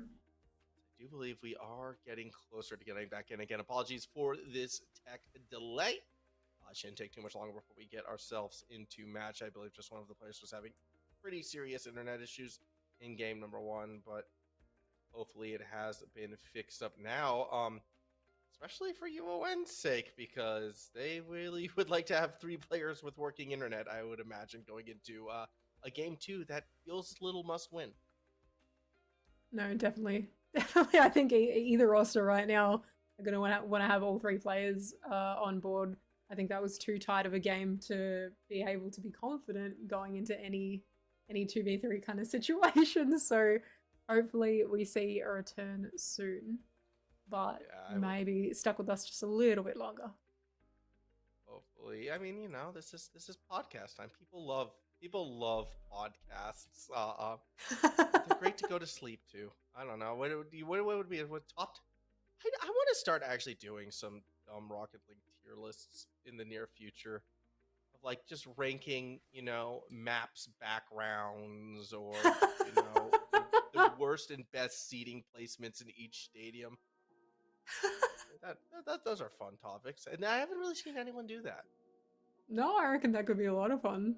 I reckon, I mean, I would enjoy watching that because it's something to just, things you don't typically think about. Everyone's focused on the players, everyone's focused on RLCS. I want to know which map everyone likes. I particularly am a fan of Forbidden Temple. I'll say that. That's right up the top of my list. I'm a big fan of BkWhatOCE Park Night. That's always been my go-to. I just something, it's just the most chill map. I'm actually trying to find the worst seeded egg here, because we're on Forbidden Temple now, I believe, for map number 2.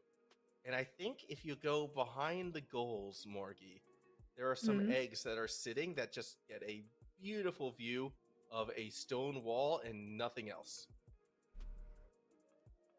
Yeah, I don't know why you'd want to sit there. I don't know why those are even existent seats for them, or why would you want to face the back of the goal? That just doesn't make sense, does it? It's almost like they didn't think about that when they were deciding the map. Yeah, obviously. Look, I'm not going to be too harsh on Psyonix. Just kind of fill stadium with eggs and see what happens. But yeah, we are hearing that the player is on their way, so not too much longer. In fact, players are joining the lobby now, so I think it is time, thank goodness, to get ourselves geared up and ready for game number 2. You guys no longer have to listen to what I'm talking about, the seating arrangement. Well, they're still going to listen to us talking, but now it'll be a game to talk about, not, terrible seating in stadiums. Here we are, though. This is game number 2. Now, a reminder, it was a while ago, but Griffith won the first game. Bud, that was going to get the first goal for UON here in game 2. Nice little tap in from Bud. Nice little pass off. I couldn't actually see who that was from. That's That was hard to, I think both players there, Ascent and Eminence, jumped for that one. I didn't actually see who got the touch on that. Nonetheless, put it in a great position for Bud to tap that one in. UON up early in this game. And there's another goal. Just pop it right through. Back-to-back kickoff goals. I don't know why Griffith was so slow right there. Yeah, it doesn't really seem like the optimal tactic on a kickoff to be to let the other team get to the ball that quickly. UON up by 2 now, very, very early on, looking a lot better than they were last game, but I will say that I feel like it's just Griffith not being fast to ball, not really having too much pressure on this one. Yeah, we will see what they can bring as teammates bumping into each other on the UON side. Fair enough. Griffith will take advantage of that. Straight down to the other side. ADOS unable to get the touch. Here comes extremely washed up. Not there. And we go back to the other side. BkWhatOCE taking this one into the air does get a reset, but a bump as well comes off UON. Ascent looking for a reset of his own, doesn't quite get the touch needed for that one. Still managing to challenge in the corner there. Eminence does so. Ball's gone back to Ascent, who's going to send this one up into the air. Looking for Eminence, gets a touch off. We've got a pass, we've got a shot. Ascent sinks that one. UON so much better this game. Yeah, I think they fixed the internet issue they may have been having, Borgie. And if it was the cause of, them not able to do this game 1, I can understand why they took their time to make sure it was right. 3 very fast goals. We're not even a minute and a half into game number 2, and it is incredibly UON dominating. That's it, they're looking a lot better. I don't quite know what's changed for Griffith here, but they don't have the same kind of sense of urgency that they had before. They're not putting the pressure on UON, they're just kind of letting them have the ball in some moments. A little bit of pressure now from Griffith in offense, but just quickly goes back down the other way. Ascent down underneath. Eminence is able to run some defense, and with the demo, you'd expect the attack actually kind of stayed maintained, although it was a weird double commit from Bud and Eminence. Not what you want to see from the offensive rotation. Now a chance for the blue side. Maybe get something in their favor. ADOS out of the corner, not able to do too much. Second lineup, hesitates too much, never takes a shot. AEL on the backboard now with no boost makes easy pickings for Ascent. Nonetheless, teammates have cleaned that one up. Eminence passing over to Ascent. Doesn't have any boost in the tank. Probably not the best moment to get that pass off. But we're seeing an opportunity here for UON. Bud can't quite sink that one. We're going back down the other way. Demo's coming on to Griffith, but no opportunity just yet. Not just yet, but maybe another opportunity for UON. Ascent backward down to Bud. BkWhatOCE from underneath will get in the way, and now we're going to see Eminence try to create something once again. ADOS makes the diving save halfway through game number 2. Still a 3-goal cushion, which, as you said before, Morky, that's where you feel safe and secure. I'm feeling pretty safe as well. We're going to be tied going into game 3 unless something drastic starts to change. Oh, definitely. I would be feeling very confident if I were UON right now, especially if they can make this 4. Ascent does so, catching Griffith off guard. I can't say Griffith off guard. This is the thing I talk about when, teams, whether it's 2 minutes left on the clock, whether it's 30 seconds left on the clock, when there is enough of a deficit, teams start to panic a little bit. I think I'm going to go off on a little side rant about this form, but, experienced teams like the Old Power roster, like the Scrimsold roster we've seen in RLCS, that when they are down, they can push up in offense, they can push a 3-man offense really, really well, but they do it in a way that they can still make it back to defense in time, no matter how high they push, because they're so experienced in their rotations, they're so experienced in their read of the field and knowing where each other are. They can read things 2 steps ahead. But teams that aren't as experienced need to be really careful. Like Griffith just then pushing up way too far, but not knowing how to make it back in time before UON can capitalize on it is something they need to work on. That was a good touch from Washed Up right there, and I have to agree with you 100%. I always kind of attributed that to speed, like how fast the team is, and knowing how fast you are to be like, if you're a slower team, kind of recognizing that and being like, okay, I can't push up as far maybe as other sides because I will get caught out. So it's sort of understanding your place on the pitch, where you need to be in that kind of game sense. And yes, the top team's experts at it. Teams in this league, they might limit test sometimes and get burned. as we've seen a couple times in this game in and of itself. Case in point. Catch it again also- right there. It's also knowing your opponents as well. It's knowing that, you know, looking at this Yuan side, maybe, like, for example, maybe Bud won't be the person to push up super high, but Ascent is there cherry picking, looking for these kinds of goals. So if you're Griffith, you need to be aware of that kind of thing. You need to be really almost hyper aware of your opponents in those moments if you're going to change your offensive position up a little bit. If you're going to push really high, you can't panic. Yeah, you really can't. And we'll see where we sit right now. A minute 3 still to go on the clock. I mean, we're going to be going to a tied game 3 right now. 4 goals, 1 minute. I just don't see that happening. Although, almost an own goal right there from Bud. I'm a little bit disappointed Bud didn't go for the psycho. If next time we have a Bud interview, we're bringing up that moment, we're saying, come on, where are have the one. psychos? We could have one. Remember that game 2? About a minute remaining. Where was it? Because I'm pretty sure it is an interview with Bud if UON wins recent with that team. Here we go, though. 30 seconds remaining. Ball around the corner. No one quite there yet. Extremely washed up down, but not in. Yeah, we're in the game 3 waiting room at this stage. 20 seconds to go. Absolutely. Bud fakes one season, psychos the next. We're all going up in the world with our training. 10 seconds left on the clock. 4 goals needed to equalize this one for Griffith. It's not happening. UON are taking this second game. We've got a tied series, ladies and gentlemen. 1-1. We're going to game 3 with that in mind. Either team series right now. Yeah, there we go. UON very happily tying this one up. So we're sitting 1 apiece. Still be an interesting one. If UON continues this form, obviously, they should start to run away with things. I mean, Ascent still having some ping issues, though. Like, it's definitely not perfect. I'm watching that thing kind of run up, and that's getting pretty crazy.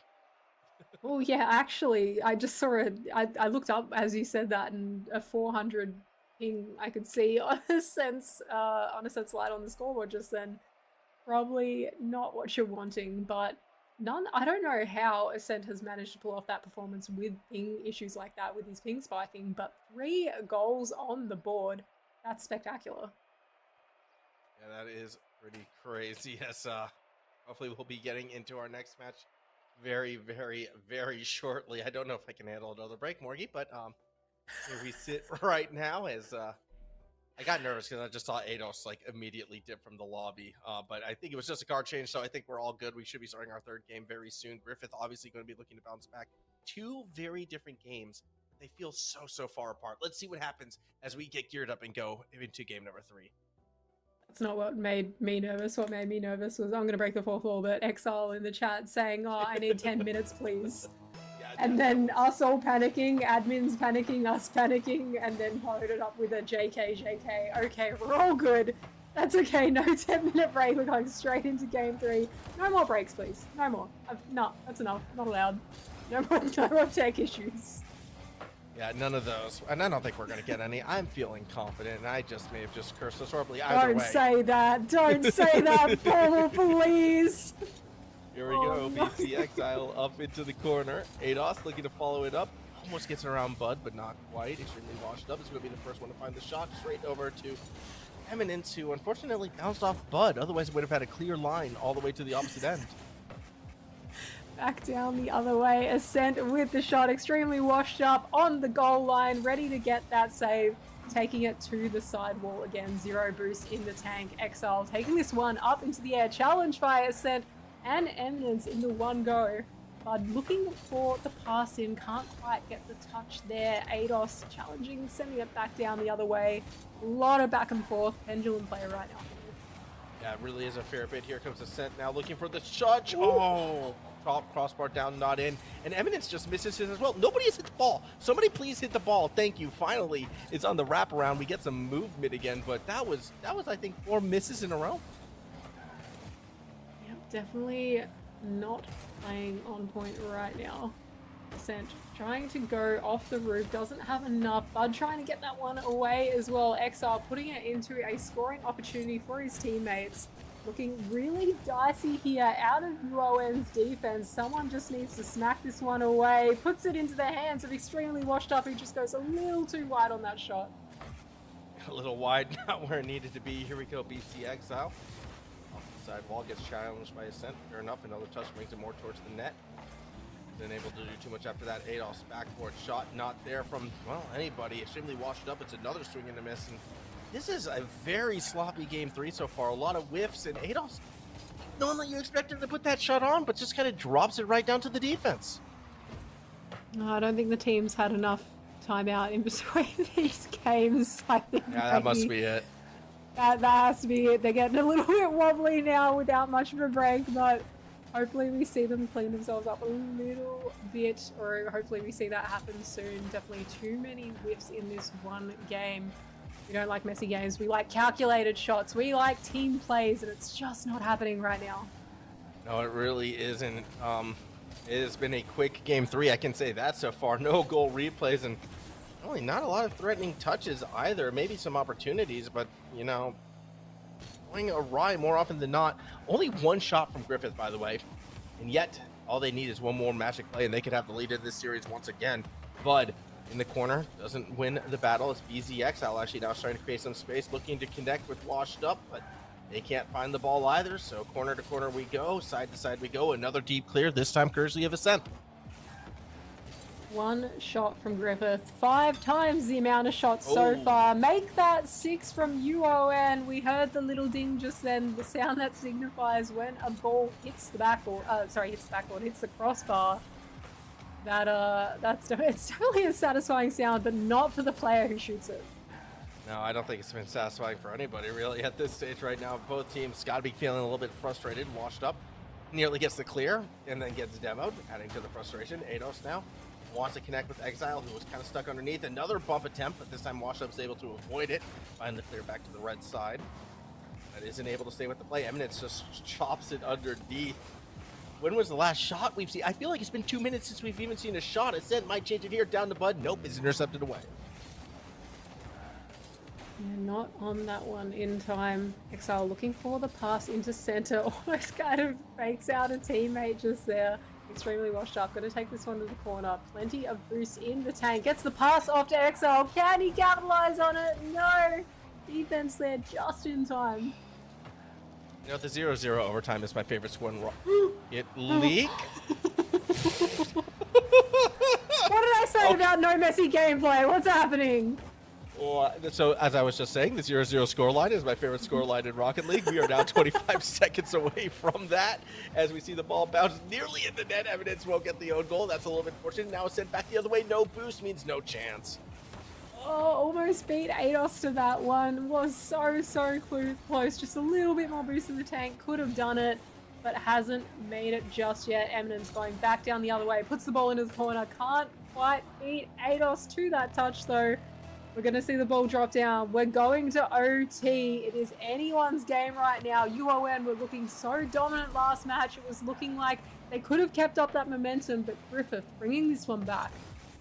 Bud's car is the ugliest thing I've ever seen. 0-0 overtime. Let's go. Game 3. Ascent. Going to clear it across the middle of the field. ADOS finds the touch. Isn't able to follow up after that. Eminence now looks to push it forward. Here comes Ascent off the sidewall. Redirect. No, it's not in. Miss from Eminence. And then Bud throws it straight to BC Exile as the ball rolls all the way back the other way. Morgie, that was almost so good. Sorry, don't mind me just making some notes on my notepad right now. If we get a Bud interview, we've got questions about psychos that haven't happened. We've got questions about decal choices. Ascent going to put us one step closer to that interview. Secures UON a goal in this OT. UON up 2-1 in this series. We're going to match point. It could be it unless Griffith has something to say about it. I mean, who knows? We'll see where we go. Good win for UON, though. I mean, not as dominant as game number 2. Still got it done in a very extended overtime. And the big thing is, even with the overtime, Griffith only 4 shots on target. And that is why UON is winning that game. Ascent, having the internet issues, still obviously a little bit difficult for them. But we're getting ready to go. Game number 4. This could be our final game unless Griffith can bring it back. I don't know, since the extended break, they've not looked like the same team. They're looking very deflated right now. And I think quite the opposite for UON, despite the majority of that game being a 0-all score, despite us going into OT with 0 goals on the board. your UON was still looking like they had better control of the field, better rotation, better read of their opponents as well. They were going for bumps, you know, they weren't always hitting them, but they just had the tactics up their sleeves that Griffith didn't have last game. Now we'll see what they can bring. As the pass comes across the middle, ADOS going to have to try and race back. It's going to be a sent to nobody. Bud collects it on the far end, but Exile free to Exile. I feel like that should have been a shot on target. Yeah, but it's not going to be because that's just the way this is going to play out. ADOS looking for the shot, goes too wide on that one as well. Demo happening in the corner, aggressive play starting to come out from these teams right now. We are caught in Griffith's end, Griffith's offensive end. We're seeing passes between teammates left, right, and center. Just no attacking opportunities on the net just yet. Not just yet. I mean, except for the one from BC Exile. But we'll see what happens from here. Now off the backboard, Exile underneath. Won't get a chance. Eminence didn't touch the ball. Nobody did until ADOS gets there. And now we're going to see another lob across the field. Oh, ADOS pushes it the wrong way. Washed up will collect. There's a pass back. A good pass back, in fact. Not good enough to turn into a shot. So, with a strange whiff, goes past the ball straight up the wall on that one. Gonna see the ball caught in the corner again. Ascent looking for a pass to a teammate. No one there for that one though. Both Bud and Eminence sitting a little further back, looking for boost, rotating back into defense. Eminence taking this into the corner, trying to get it past Exile. Extremely washed up, going to challenge this though. A nice pass into center. Exile can't score that one off that angle. Not off that angle, but maybe something off the sidewall here. Here we go. ADOS looking for extremely washed up. Instead just finds a scent. Washed up from underneath. Can't do too much. Exile now looking to chase all the way to the backboard. Second touchdown. It's not in from underneath. The scent will clear it around the corner. 0-0 again with under 3 minutes left in this game. It's looking very reminiscent of our last game, but we'll see whether we go to OT again. I think both teams are similar. Just saying, I love 0-0 OTs. Let's do it again. Why not? Why not? Why not? Oh my gosh! You know, I think Griffith agrees with me with that double whiff that we just saw right there. They want to run attack too. Oh, it's looking close. I feel like it's like our first game, right? Where our first series. Watchdog just saved their own team's shot. I didn't even register that. Wait a sec, what? Hang on. Did he? I'm pretty sure that's what I saw. I don't know. We could be hitting that stage of the night, but I'm pretty sure that's what I saw. Here we go. Getting confirmation that you are correct. And Bud's going to get the goal. So there it is. No 0-0 overtime. It will be Bud putting it through off that backboard and in Exile's touch nowhere where it needed to be. And it's going to be a 1-0 lead for the University of Newcastle. I almost said something and then I was like, no. Are we jinxing it? So long as I don't say it out loud, we're fine. There's still a lot of time left in this game. That's okay. You know what I'm thinking. We're gonna see the ball caught in the midfield here, going back down the way of UON. They want a second goal. They're hungry. They don't want Griffith to even this thing out and do exactly what I was thinking could happen. Eminence with full boost in the tank here. Gonna take it up the field, but going back the other way again. A very long time since we've seen Griffith score a goal. Like, we have to go back to at the start of like that kickoff, weird kickoff in game 2. Was the last time we've seen Griffith score. So, I mean, realistically, yes, it's been a low-scoring, sloppy game, but UON has been a little bit more in control.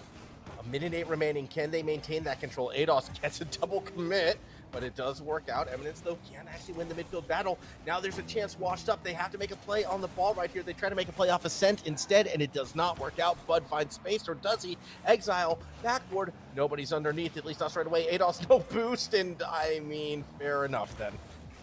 Yeah, it was almost looking a little bit dicey there for UON. Obviously, the miss not being great for them. ADOS had the follow-up, though, not enough boost in the tank to be able to score or even to be able to get to the ball on that one. 30 seconds left on the clock. Griffith are starting to panic a little bit. They have to score right now, otherwise UON are going to run away with this series. That they will. Also, thank you for the raid, Scuff Cord. Not sure how long ago that was, but we appreciate you coming here to watch along. Unfortunately, we could be 15 seconds away from the end. Eminence going to help make sure that's the case. A 2-0 lead should seal the deal, and it's going to be a UON victory. Should being our key word there, where, I mean, usually that would be the case. We do have 13 seconds left. We can see kickoff goals. We've had a few happen tonight. I don't think in this series, but in others. 13 seconds left should be it. It is going to go the way of UON. It's looking good for them here. They just need to hang on to it. Ball is going to drop down in a sec. That is GG's Formal. One more on the cake. One more on the cake. Icing on the cake from Ascent, and that'll do it. Now it's another 15 seconds for a replay right here. Ascent's going to want to celebrate this one. UON, the difference in, from after that long pause, after fixing that internet issue that they were having, definitely helped them out in spades, and they are proving to be the stronger team here tonight. That's going to do it. UON takes the series 3-1 to conclude our matches for the evening. That will do it indeed. Definitely a great performance out of UON and a very shared performance on the scoreboard as well. A goal each, 2 shots each as well. 1 save from Bud and an assist from Ascent. So very, very good performance from UON. Griffith almost had it there at some points, but just not enough tonight. Not enough tonight, but I mean, hey, as I said at the very start of the evening, Morgie, if you want to be a top 4 team, all you have to do is win today. And I think UON can prove that they are a top 4 team, at least right now. Now, we are looking to get an interview with Bud together, so do stay with us. We'll have that interview. Until then, Morgie, we're still staying with you. We're not throwing to a break, but we're getting that set up, and we have some questions for Bud, I feel like. Yeah, I think it's been a good night for him. It's been a really good night. I think we've seen some really good potential out of some rosters. We've seen other rosters falter a little bit, but first week of the season, I'm sure they will come back. I think for now, we may have a little bit of a look at our standings from tonight, where we're sitting with these teams. Oh, sorry, my apologies. We'll look at the results first. So we've had sweeps. No sweeps. No, actually, I just realized no sweeps. No sweeps. So every series had a bit of back and forth to it, which is pretty exciting to see. In fact, 2 Game 5s as well, near reverse sweep actually, in that Macquarie versus QUT game. That's what you want. I mean, that's the promising signs for a good season. Yeah, definitely. No, definitely. We love Game 5s, honestly. I think it goes to show the quality of the league. It goes to show the quality of the teams that these universities have and how they're challenging one another. So some really great rosters here, and I think we are we cut it? I think we are going to look. Let's to get him. our Let's get interview Bud now. in here. Let's get Bud in here. Let's get the man. Let's bring him in right now. Bud, thank you for joining us. Congrats on the win. I know it's a late night, my man. Probably wasn't expecting to go this long, but how does it feel at least to end the late night with a victory? Yeah, it feels really good. We were expecting to play earlier, but they didn't show up on time. Then we'll let them have a chance because we're confident in this game. We had confidence that we could win, and it's unfair for them. One of them thought they misread it and didn't show up there. Yeah, definitely unfortunate for the teammates there, but really nice of you guys to still allow them that opportunity. And I mean, good in you guys having trust in yourselves as well, knowing to go into that series confident. I think you did look like a better team throughout the majority of that season. Throughout the majority of that series, I'm tired. And there was a little bit of wobbling there. How are you feeling finding your feet with the new roster? Yeah, it's going pretty well. Shaky start at the start, but I think that's just because we've been waiting there since 8 o'clock. Just waiting and training and not really ready to go straight in. Yeah. And Ascent was lagging. Yeah, I mean, we saw the lag issues that Ascent was having, and it seems like it's got fixed as best as it could. Obviously, you turn around from that. There are 2 things I want to bring up with you, specifically. First one, game 2, 1 minute left. You hit the ball like max speed off your own backboard. No psycho attempt. Would you care to elaborate as to why we didn't see the psycho attempt? I'm not mechanical enough to do the psycho. You don't know The that if you vision don't was try. there. I don't think The I have vision enough was juice. there. Normal and I held our breaths. We saw you go up and we were like, oh my god, this is it. Yeah, I thought it was the moment. The second thing is, I have to ask, what is the paint job on your car? Because it's eye-catching. I think it turned up in the store one day, and I was like, yeah, I'm gonna buy this and use it, and I've just used it ever since. I don't know what it's called. It's been months since I've had it on. But it's the Bud signature now. Yeah, it's stained forever. During that game, Formal and I were talking about the psycho and the decal, and I actually wrote it down on my notepad. I was like, psycho, decal with a bunch of question marks. That was our takeaway from the series. Oh, but no, honestly, really well played. You guys, I know we spoke to you last season about kind of training, and you guys were scrimming when you needed to. Is that something you think you're going to continue doing this season? Maybe. It just really depends on availabilities, since 2 of us are in our final years of uni. Yeah. And tricky. Yeah, we're just trying to get around uni and playing. Fair enough. I guess on that note, then, if this is turning into a last ride for some of your team, is there any call outs, any shout outs you want to make? Put any teams on notice? Who are you looking to take down this season? I don't think we can take the top 2, Macquarie and UNSW. That if we do, I reckon that's a miracle. Like they've done something bad, or we've just peaked. But I reckon we're looking at like QUT and RMIT, because I reckon we'll be fighting with them for the top 4 spots. So we're looking forward to versing them and see how we go against them. All right. Well, we'll be excited to see those matchups. Again, thank you for coming in to have a chat with us, and see you next week. Yeah, see ya. See you, bud.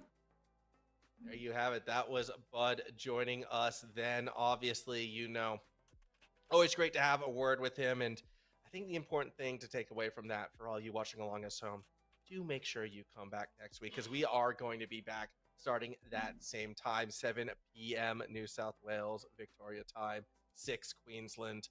What is that? 4 WA. I don't know, South Australia. They do some weird half-hour thing, Morgie. It's confusing.